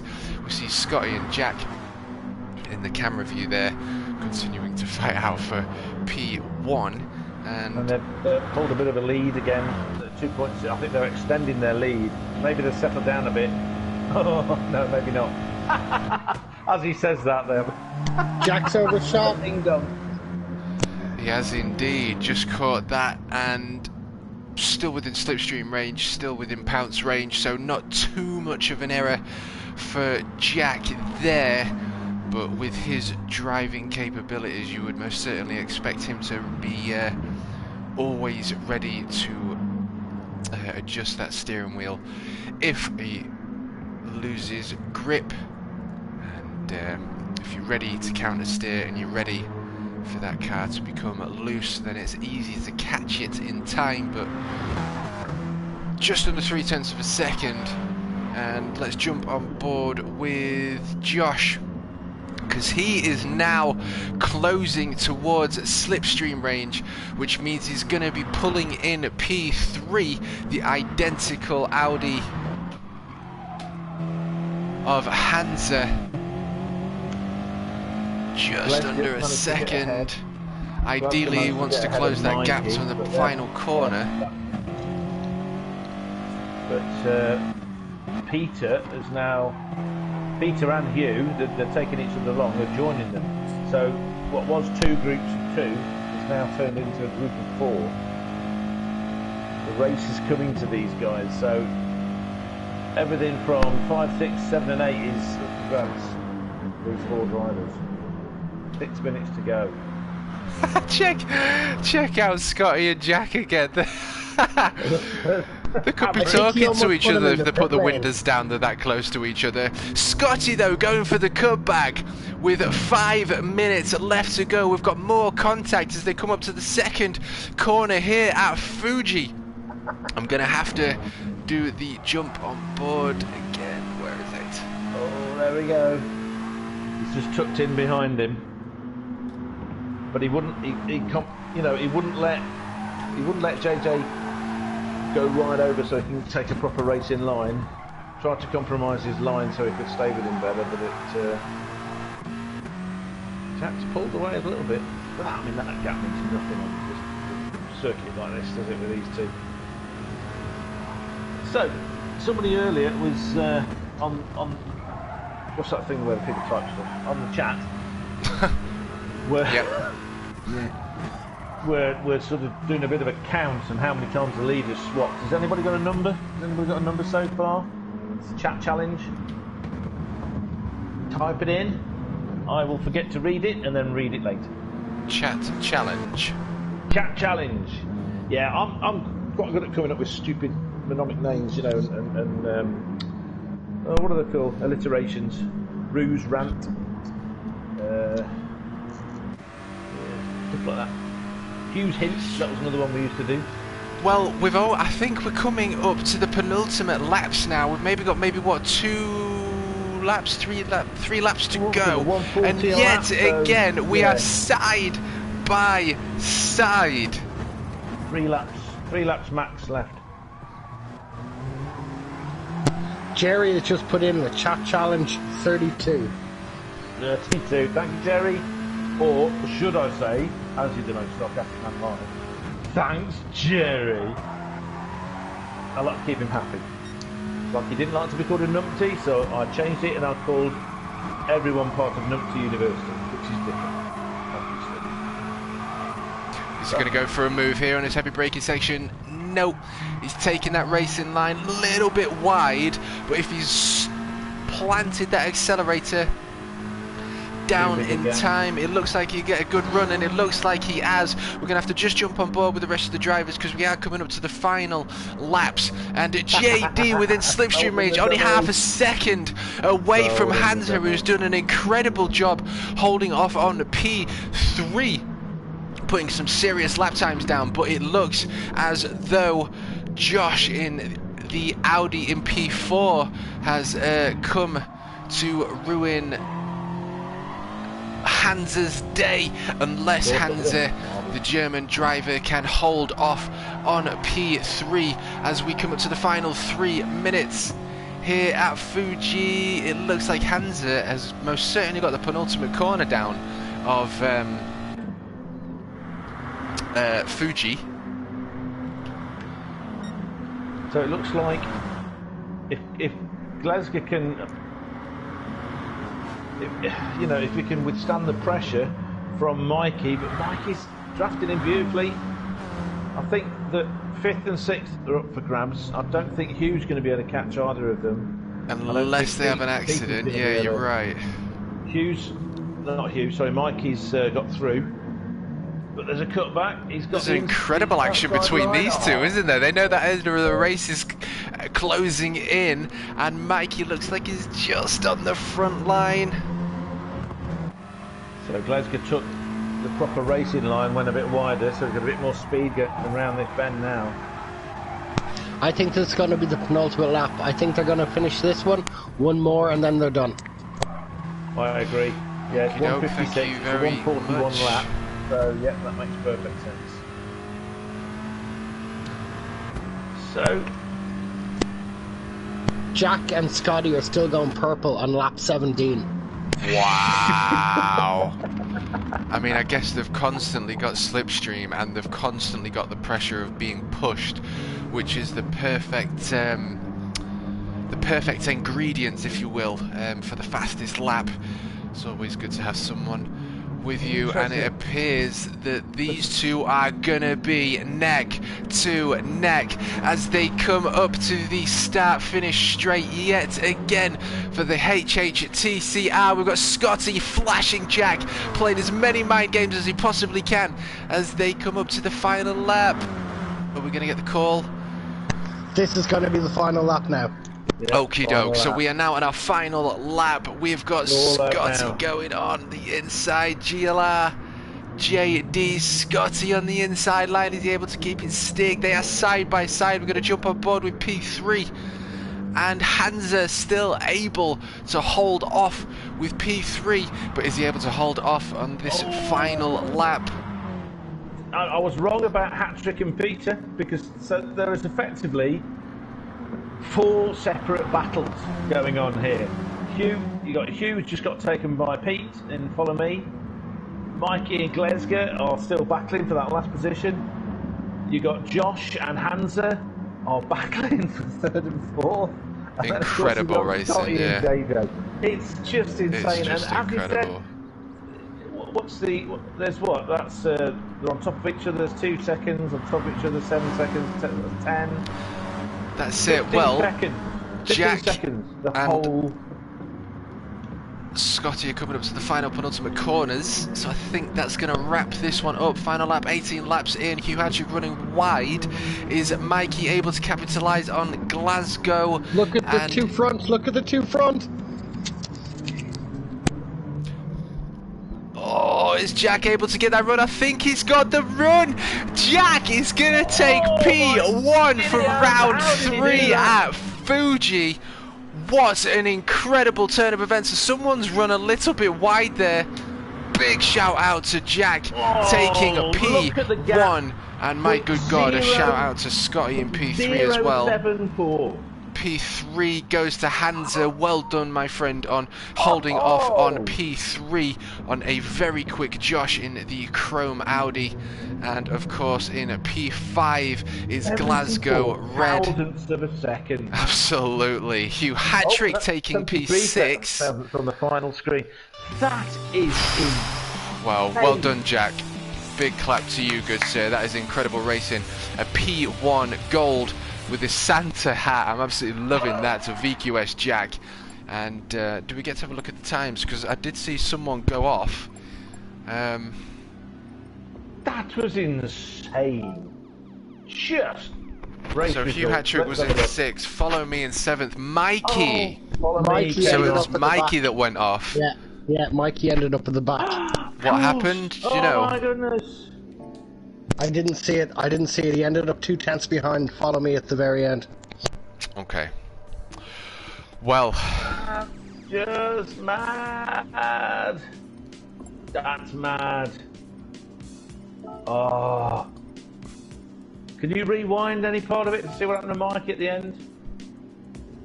That's a good idea, that, yeah.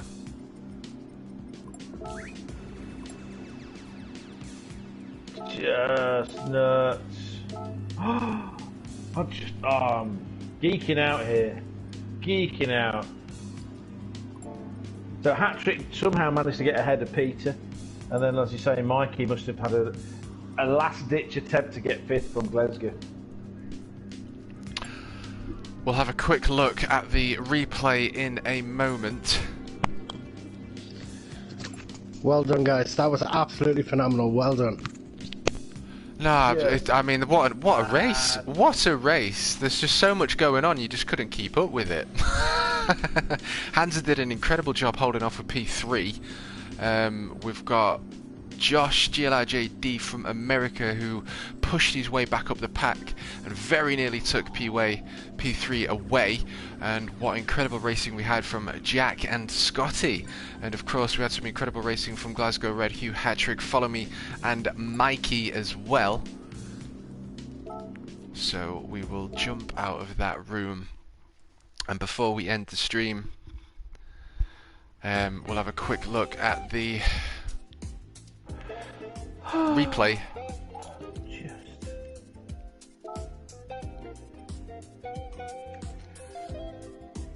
Big shout out to Diaco with this one. That's all for you, Diaco. Beautiful work. Anyway. Wonderful. Wonderful race. I mean, both races were brilliant. You know, honourable mentions, what to say? Damo coming back after having the nous to sort of like stop fighting for a while and just, he knew he had plenty of time. Absolutely. Brought himself back into play after he'd calmed down a bit, or did whatever he needed to do, went to the loo, got himself a coffee, all that kind of stuff. Our New Zealand friend, Mr. Falconer, what a superb drive. I saw in the chat that he was dead pleased with that. He did a great job, really good job. I know he was so disappointed with what he saw as his first race. I thought he did brilliantly in that as well, but you know, more like brilliant. Now, do I get full controls? I do. I can still use my... Yes.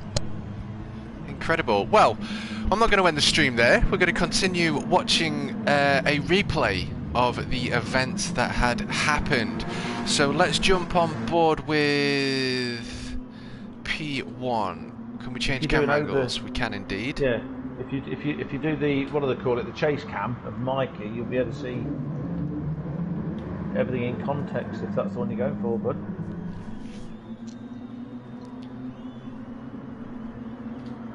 Yeah, we've got Scotty in with a P1 for the beginning of this race, and I just knew that those two would just pull away. I mean, like I say, every time I go on Gran Turismo and every time I load it up, it's every week, it's A, B and C. I don't know about A actually, it's always the B and C.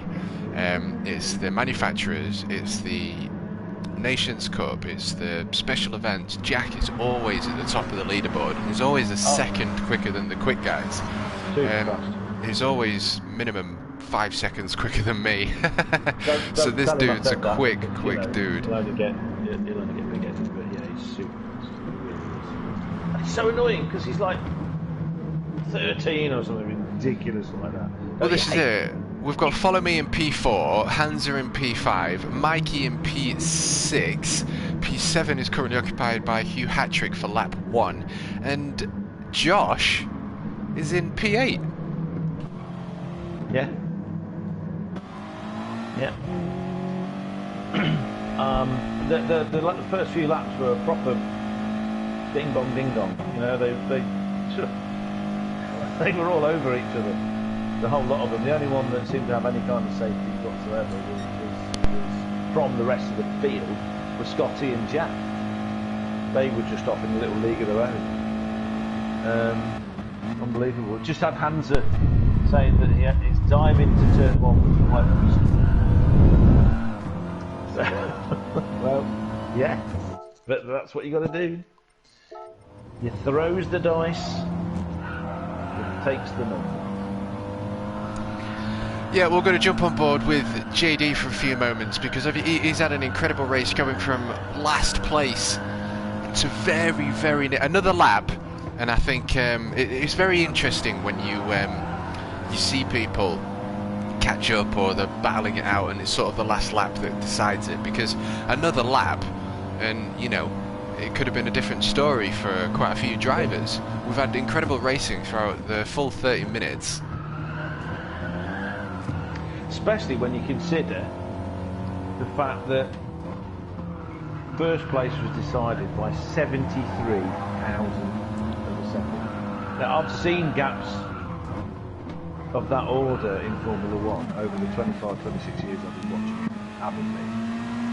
Notably having, I think it was Schumacher and Alonso having exactly the same time in qualifying to 1,000th of a second, and that's just weird. But you don't see it often. No. You don't see it very often at all. 73 thousandths of a second is, you know.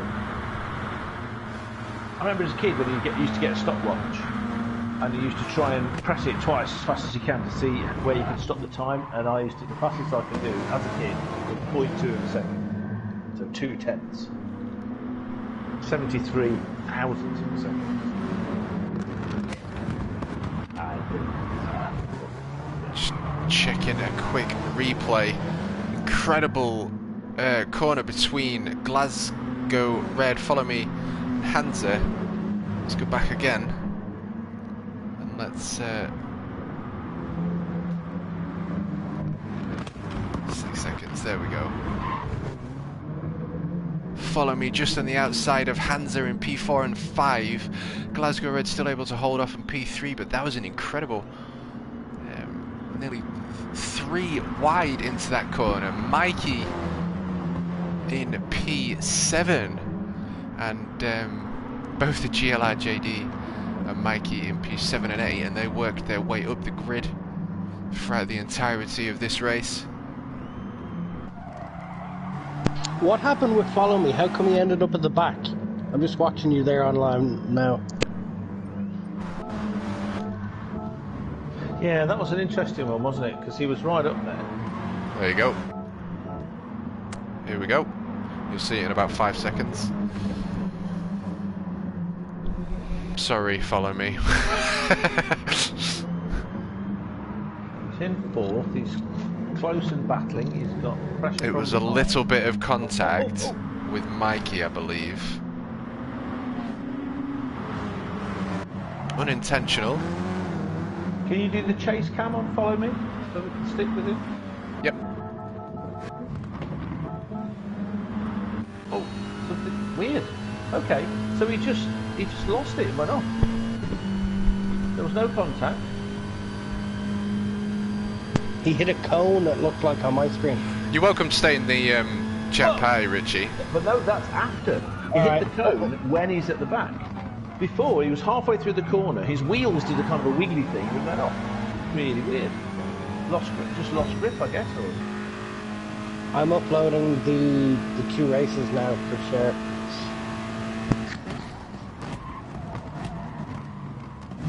I'd like to say, Mr. Richie Roo, that you did a superb job again, as usual. Yeah, thank you, Richie. Thank you very much. Thank you guys very much. You guys are awesome. Glad to be a part of it. Well, we'll be the same without you, mate. That's for sure. Micro.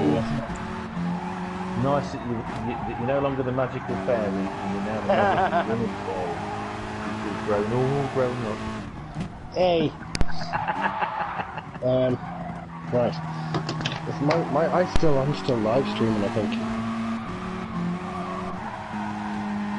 Good. It's good to live stream. This is good stuff. Juicy. So we're coming up. It's this corner, isn't it? Brakes. Yeah, I think Mikey obviously wasn't intentional, but he just outbraked himself. Yeah, it's come off the brakes as well, so he realised it wasn't happening. Yeah, it's fair enough. That was just... Scotty's after saying yes, guys. Thanks for hosting and the commentary. Thank you, Scotty. Great job.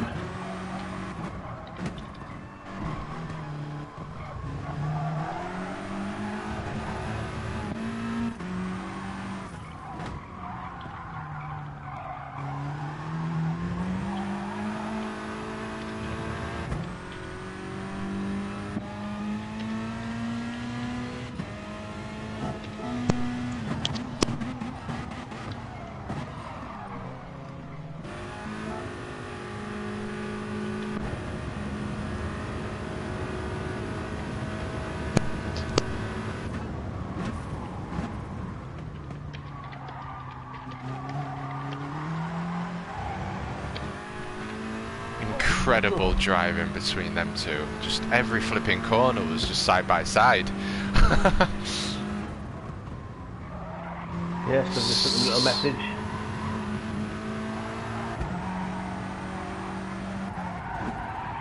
So well done, JJ. Well, amazing job, you and Scotty. It could have been either of you. It was so close.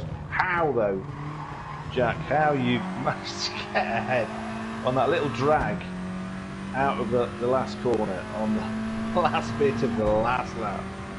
Just how? Oops. It wasn't as if you were racing me and who would have screwed up the corner. It was just awesome. Oh.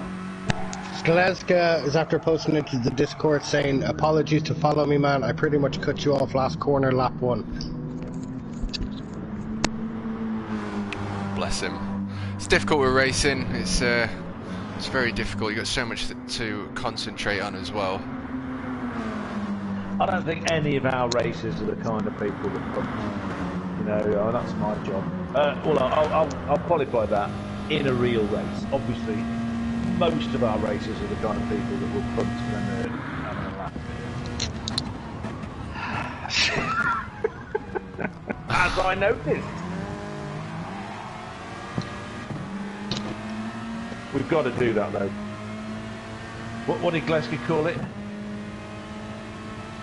Can't. No. I wasn't call it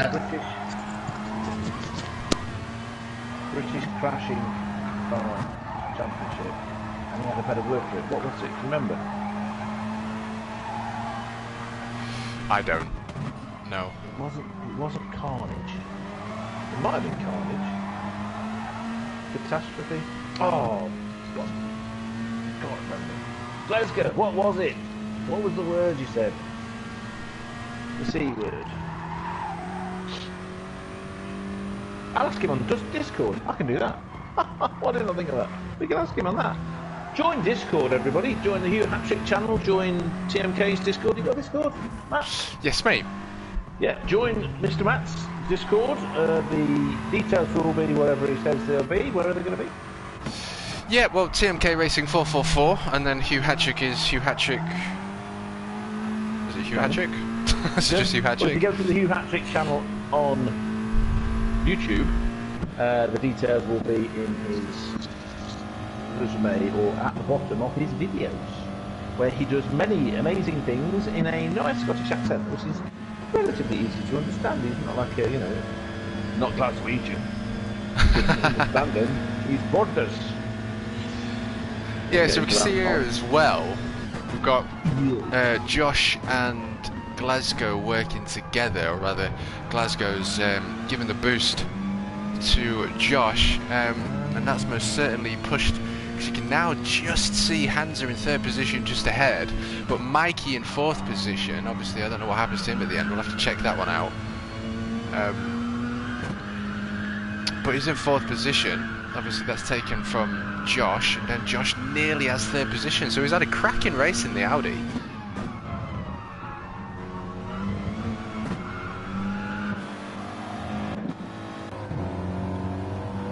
Hansa's talking to Scotty in the chat, and he's saying he would have preferred if Scotty and Jack would have been fighting a bit more. And he goes, thanks Rue, it was a great clean race. Me and JJ know how we race, so lots of trust. Yeah, Hansa, I was worried about you getting involved, lol. And Hansa said, well done on the commentary, lads. Thank you very much, everybody. Thank you very much. My favourite thing is when I forget words and I have to say, there's something, see, I did this with Ant. There's a thing where if I can't remember somebody's name, I will say, what's the name of, and then by saying that, it brings the name to me. So of course, when I'm talking to someone, I'll say, what's the name, or what's Matt's name, or what's the name of Matt? And then Matt will be looking at me, or going, are you nuts? Because I've just said his name. And the answer is, yeah, probably. I'm not drunk. Completely so. Honest. God, I could watch this all day between these two. This is mad. Oh, the chat challenge 32. Probably more than that.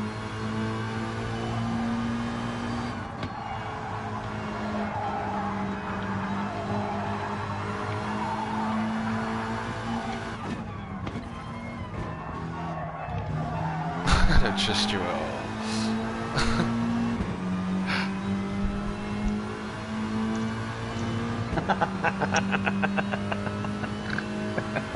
I'm reading the chat. Oh my god, Jack. Typical teenagers. Capricious.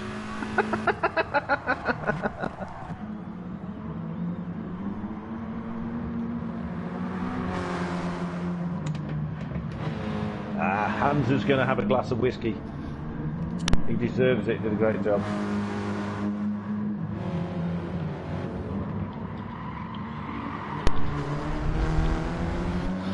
Yeah, definitely need to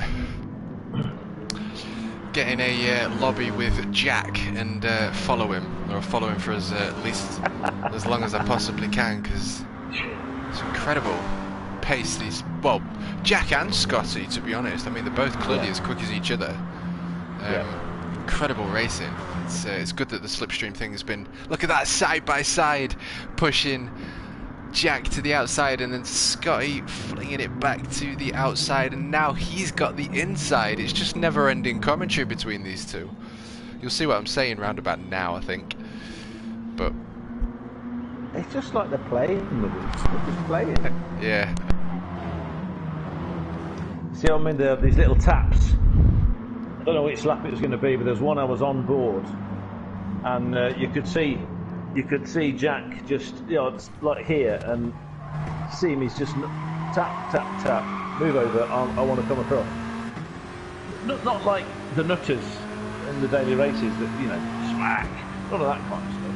Just little easing people out so they can get a better line. This is the kind of stuff the pros in British Touring Car and Europe and the DTM and all this kind of stuff. That's what they do. That's what they do. Absolutely. Astonishing. I mean, I think Jack races karts, doesn't he? Does he? That explains a lot. And I think Scotty has raced karts. He was a biker, and I think he raced bikes, but he also raced karts or something. As far as I know, as far as I can recall correctly. Open what to being corrected. Blooming exit that was. You wait about 5 seconds, you'll see it. What an exit Jack has there. He doesn't even need slipstream. He just had a brilliant exit.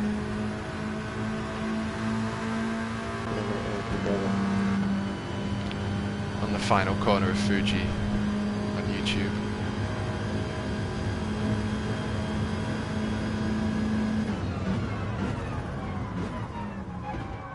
So was this the last lap? Was that the win? Or was that earlier in No, that's 16 minutes for the race. Okay, now that must have been a similar thing that he did, you know, at the end, because that's really it, just waiting for the moments. There's so many different corners, techniques, mind games. It's like you gotta pick and choose when you're going to have your overtake and how are you going to do it and whether you think it's going to pay off. So it's just great to see these two constantly. And what's great about it is neither of them have had any crashes. They haven't gone broken too late. They haven't hit anyone. But you know, it's incredible. Absolutely. They don't, to be able to do that kind of stuff. You've got to. Everything's got to be automatic. You can't be thinking about the physical act of driving the car. All of that's got to be completely automatic, so that your mind is completely free to work out things like just doing a bit of a lift to park it on the apex, you know, or having that spatial awareness of someone's alongside you and what you need to do to be able to brake and get around the corner without hitting each other. You know, all these kind of things. I haven't got that. I just haven't got that. So I'll never be as fast as these guys, but it's wonderful to see. Wonderful to see.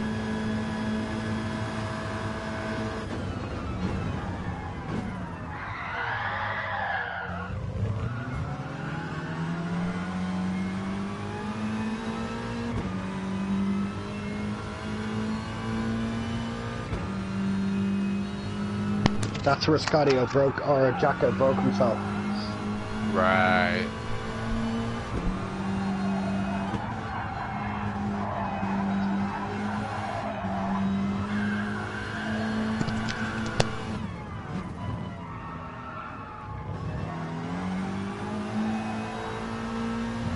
Hands are doing a cracking job in P3. You can see Josh now just in the back of the review camera of the Volkswagen.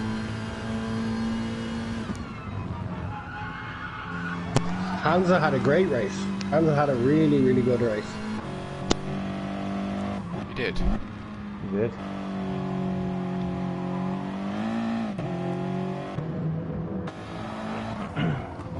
Not much action because he was on his own, but still credits to his driving capabilities.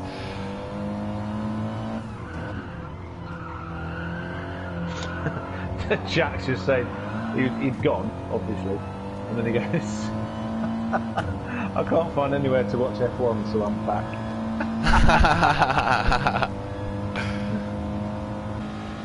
Oh dear, I'm going to tell him what to do.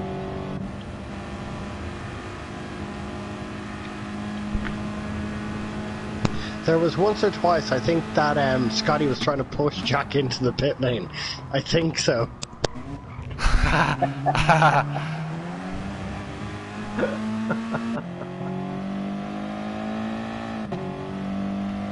Is that Hans's YouTube?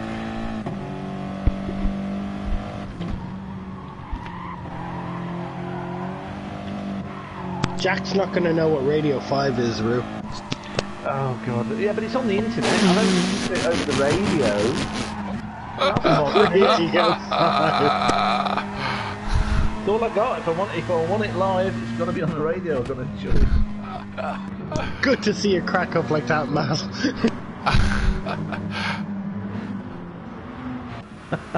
Hold on. I'll tell him that. Hold on, I'll explain what radio is.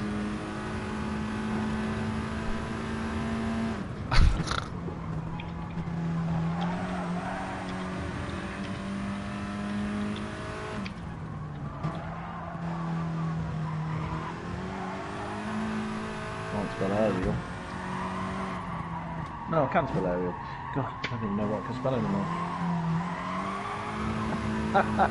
It must be that 28 years of age thing must be kicking in.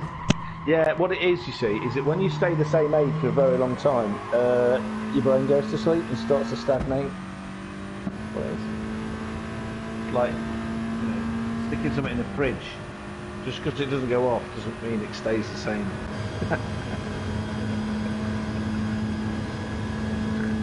Oh dear, Roo. What? True. What I do now is that when I turned 50 and I was 28, because I've been 28 for about 5 years at that point. 4 years at that point. 22 years. No, I became 28 in 2015. I wanted to be 22, but she wouldn't let me. So, we settled on 28, because that's a good number. Fair enough. You're not watching this race, are you, Roo? Yeah. Just sat there on the computer next to me. So, I was 28 and 4 quarters when I hit 50. And then I decided at that point I would become 1,028. And then, of course, I was 1,128, and now I'm 1,228-ish. Makes perfect sense. It does. It does. You don't. You don't. Don't encourage him, Matt. Do not encourage him. I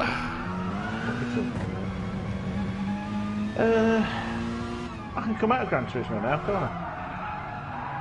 Yeah. Library, that's where it is. I'm trying to remember where all the saving replays are, because I put a lot of them. I need to put some of them on. Quite enjoyed editing the videos. The little PlayStation PlayStation thing. my thingy. Yeah, it's that thing in front of me now. It's called PlayStation Editing. Jack went deep there again. Yeah. It looked like he gave that position to him, actually. I'm just going to go back and have a little look. A little bit of contact, but... Major. Right, that's interesting. I don't think so. I think he just outbroke himself. He agrees with me. 28 is a good number. I agree. I mean, my man, when she was 73... That's Whiskey File said that. Yeah, isn't that JD? Isn't it JD? Isn't it his number on... Is it? Name? I think so. Yeah, well, I'm guessing that by some of the comments he's made. Possibly. I shall scroll up. Yeah, he outbroke himself. He broke way too late for that one.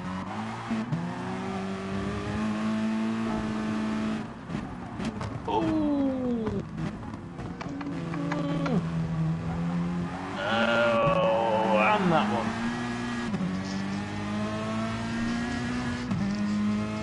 With side-by-side action with 2 people every time.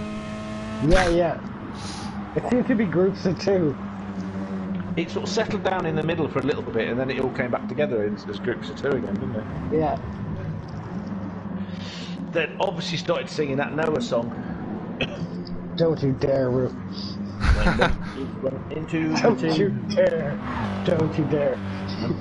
into Roo! Roo! What?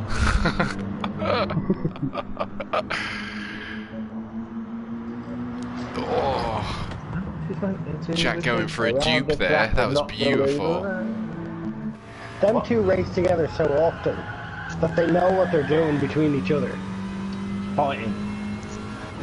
They're fair though. They're fair. They're not cutting each other off, or they're not losing speed. They're racing and they're battling, but they're not losing speed to each other. To the people behind, excuse me.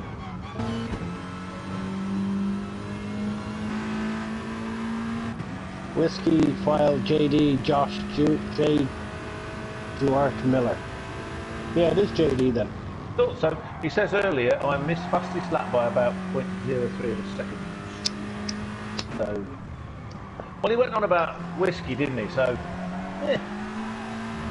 Whiskey connoisseur is Josh, and flight sim lover. Right, so it's coming at you. Coming at you. Coming at you. Ooh. Yeah. Look at that. I can kiss you, empty bum bum. Get out of my way.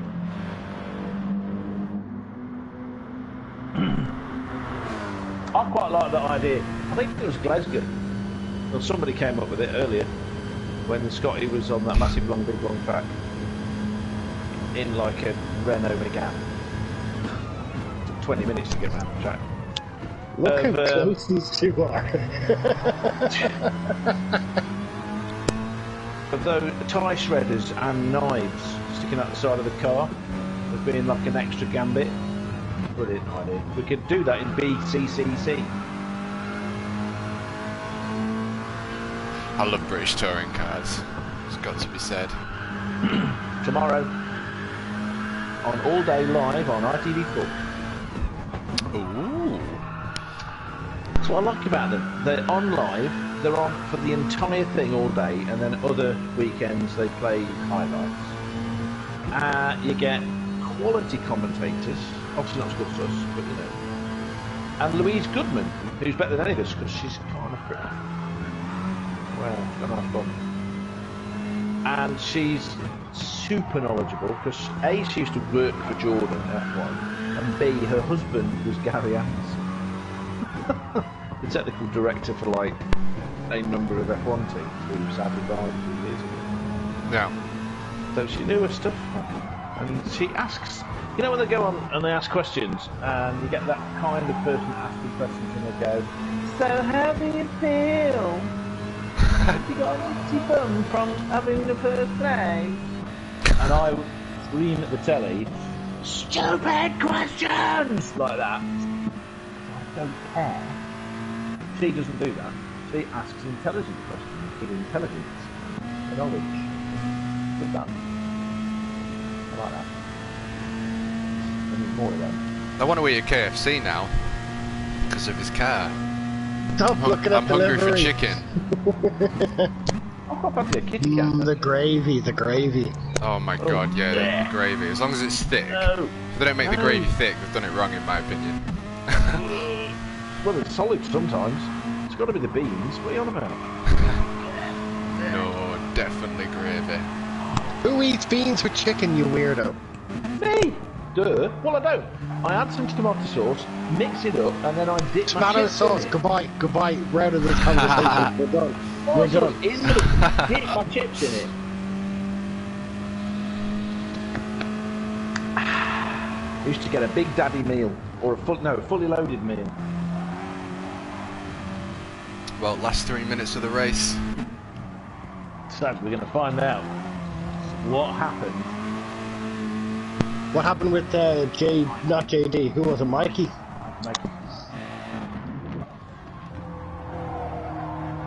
This is great. We've still got 10 people watching us. Talk.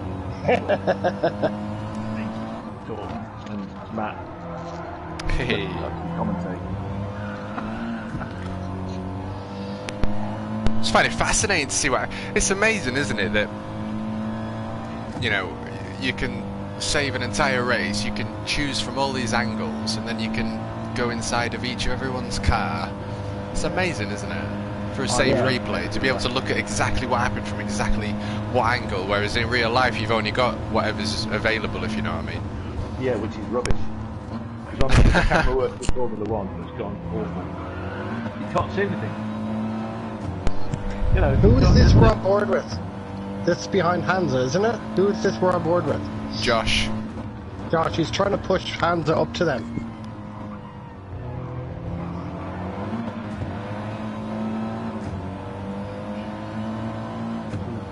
Got to jinx them.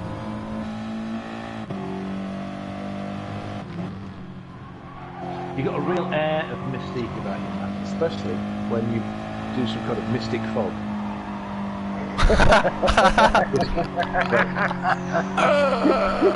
I emerge from the mist to commentate. A lot of people say that about me, you know, you've got a mysterious. They always use that word as well. You're very mysterious. Wait, am I? Well, you are when you're in the middle of a fog and you can't see you. And then it dissipates and it's like, welcome. Today we go through the scary door into the world of race. If The equivalent of the Twilight Zone would be the unusual garage.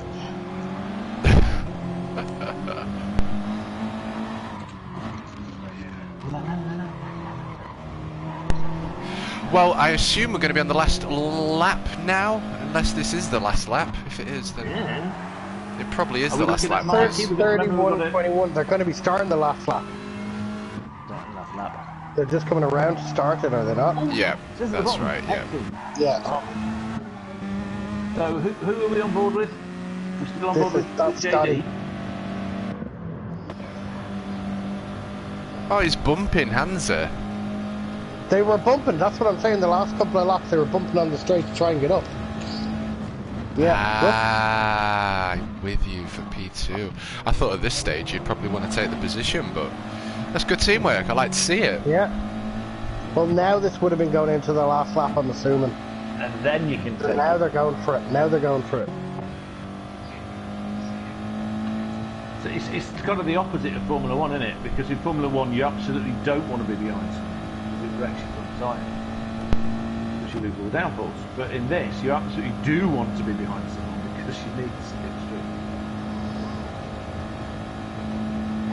So, we need to see what happened to Mikey, wherever that happens. And also it'd be nice to see what JJ did to slip ahead. Yes, I will. We'll have a look at all of them bits. Hans has just said, I was also thinking he'd take the position. You're playing your Hansa. He wanted to take the position at the end where you couldn't take it back, like we saw with JJ's move. You know, no point playing around for a while, but then at the end it was like, I'll set myself up. That was like a Valentino Rossi move. I've seen him do that a couple of times. Yeah. He used to play with people when he was dominant. Yes, yes, back in his prime. Handle to. The bikes were different as well. I don't think he adapted to the traction control and this kind of stuff very well. I don't like that kind of stuff because it takes away a lot of the skills that he had in looking at the tyres and getting traction where other people couldn't and setting the bike up. I don't mean setting the bike up mechanically. I mean setting the attitude of the bike up to get the best. Yeah. Yep.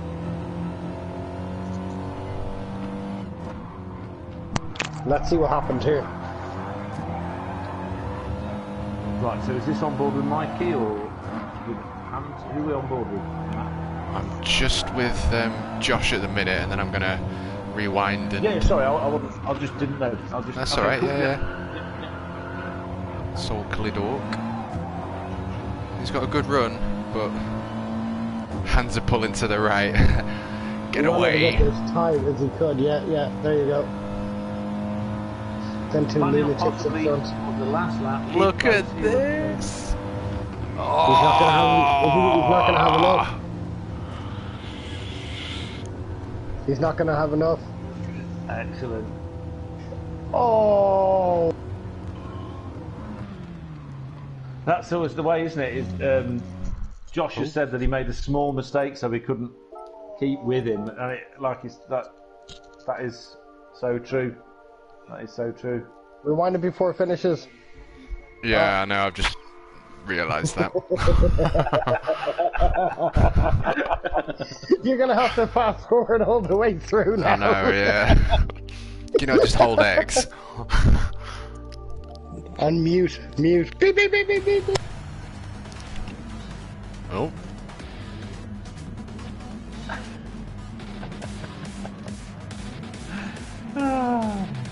And Yeah, still eighth better position, editing look. than the F1 people. Panzer in 5th. Follow me in 3rd. Is that an unlucky race? Follow Me did have an unlucky race. I saw him getting or fighting with Hugh Hattrick a couple of times through it, but I don't know what happened to dropped him way to the back. I don't know. Well, way to the back is when he outbraked himself early in the corner, and he just went off and ended up way back. And I think he had a little bit of a few fights with other people. Scotty in the pit lane exit.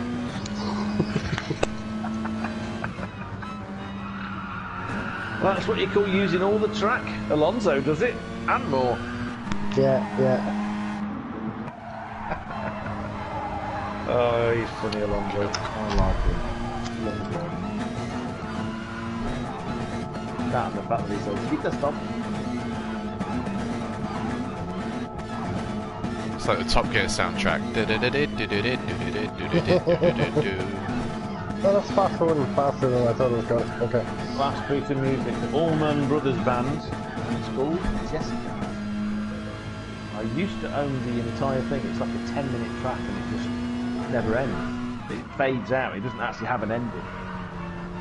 Okay, I think we're good there.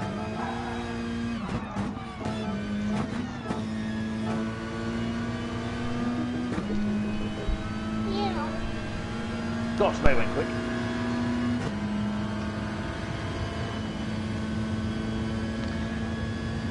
Hans says that was quite intense, but also very enjoyable. They're good races. They're good races. Good racers. Good races. The people all know each other, and they're all very, very fair.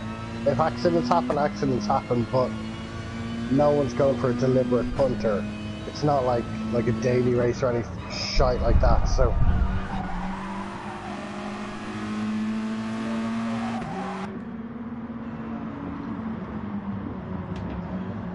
Do you want to know who got pole, Roo? No. Okay. Absolutely not. I will, if I can do nothing else, I'll listen to it to fall asleep to. Oh. It would put me to sleep too. Well, it's the best way because I'm lying there and I can sort of blank out listening to Jack Nicholls whittle off. Right, this is the last lap, is it? Right, yeah. So, are we with Mikey? I'm up to the penultimate 2 corners, so I think you're about 4 corners away. So it's Glasgow in front. Yeah.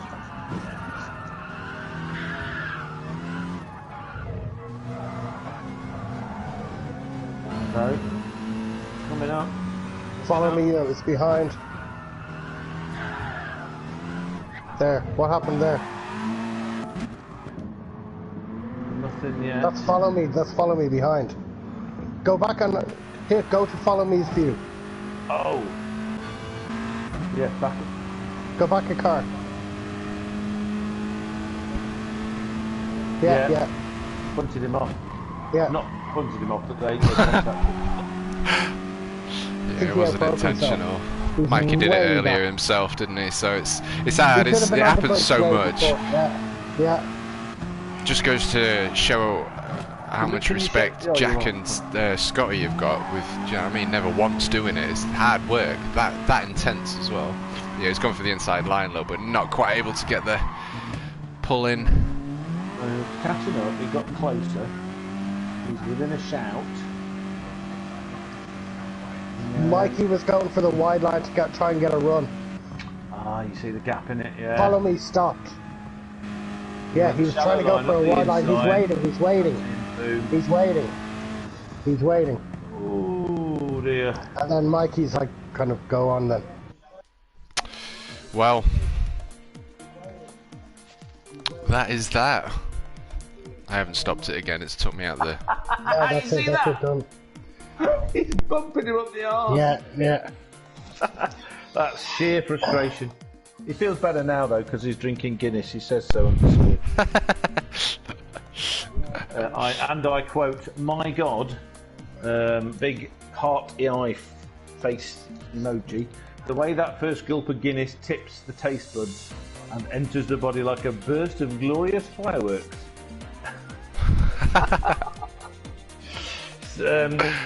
He's got poetic. That's how much he likes it.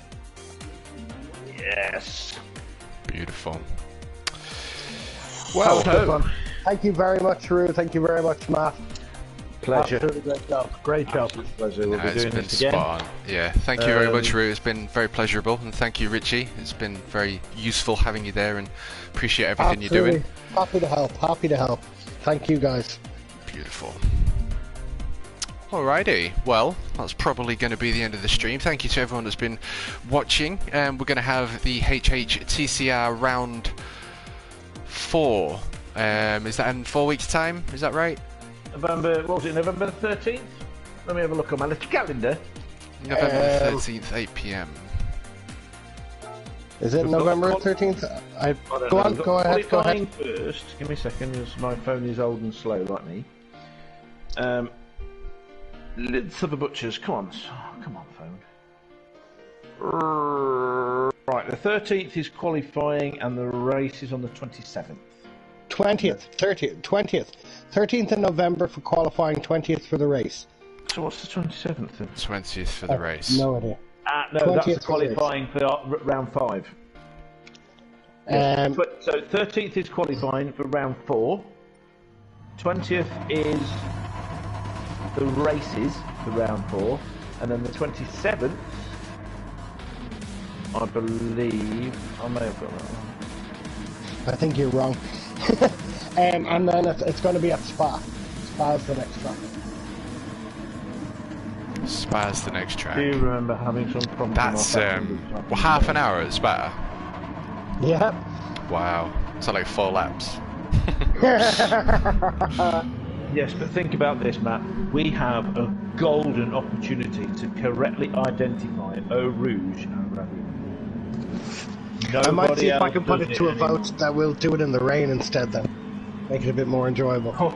That would be better. When does it never rain at Spa as well? Exactly. Evil. Yes, got to be done. Then I can say they have hit some Eau at Eau Rouge and they can't get up Radio. Good man, good man. So the 20th, 8 PM is race start for Season 1 round. 9 PM race start for Split 2 first, isn't it? Yeah, Split 2 is race 1, which makes it so awkward, but yeah. No, that's okay, I understand. Speed Split, isn't it? Speed Split. Qualifying the week previous. Brilliant. Well, that's probably going to bring this to an end then. Yeah, thank you to everyone that's joined in. Thank you to Rue, thank you to Richie. And I most certainly look forward to half an hour at Spa in the rain. That is going to be an eventful one indeed. I think we should definitely do it in the rain. That's a must. I'll see what they say. Make sure of it. So yeah, thank you to everyone that's watched. Thank you Rue, thank you Richie, and we'll see you all next time. Ciao, ciao. Wonderful. Good night, everybody. Take care. Bye. Bye bye.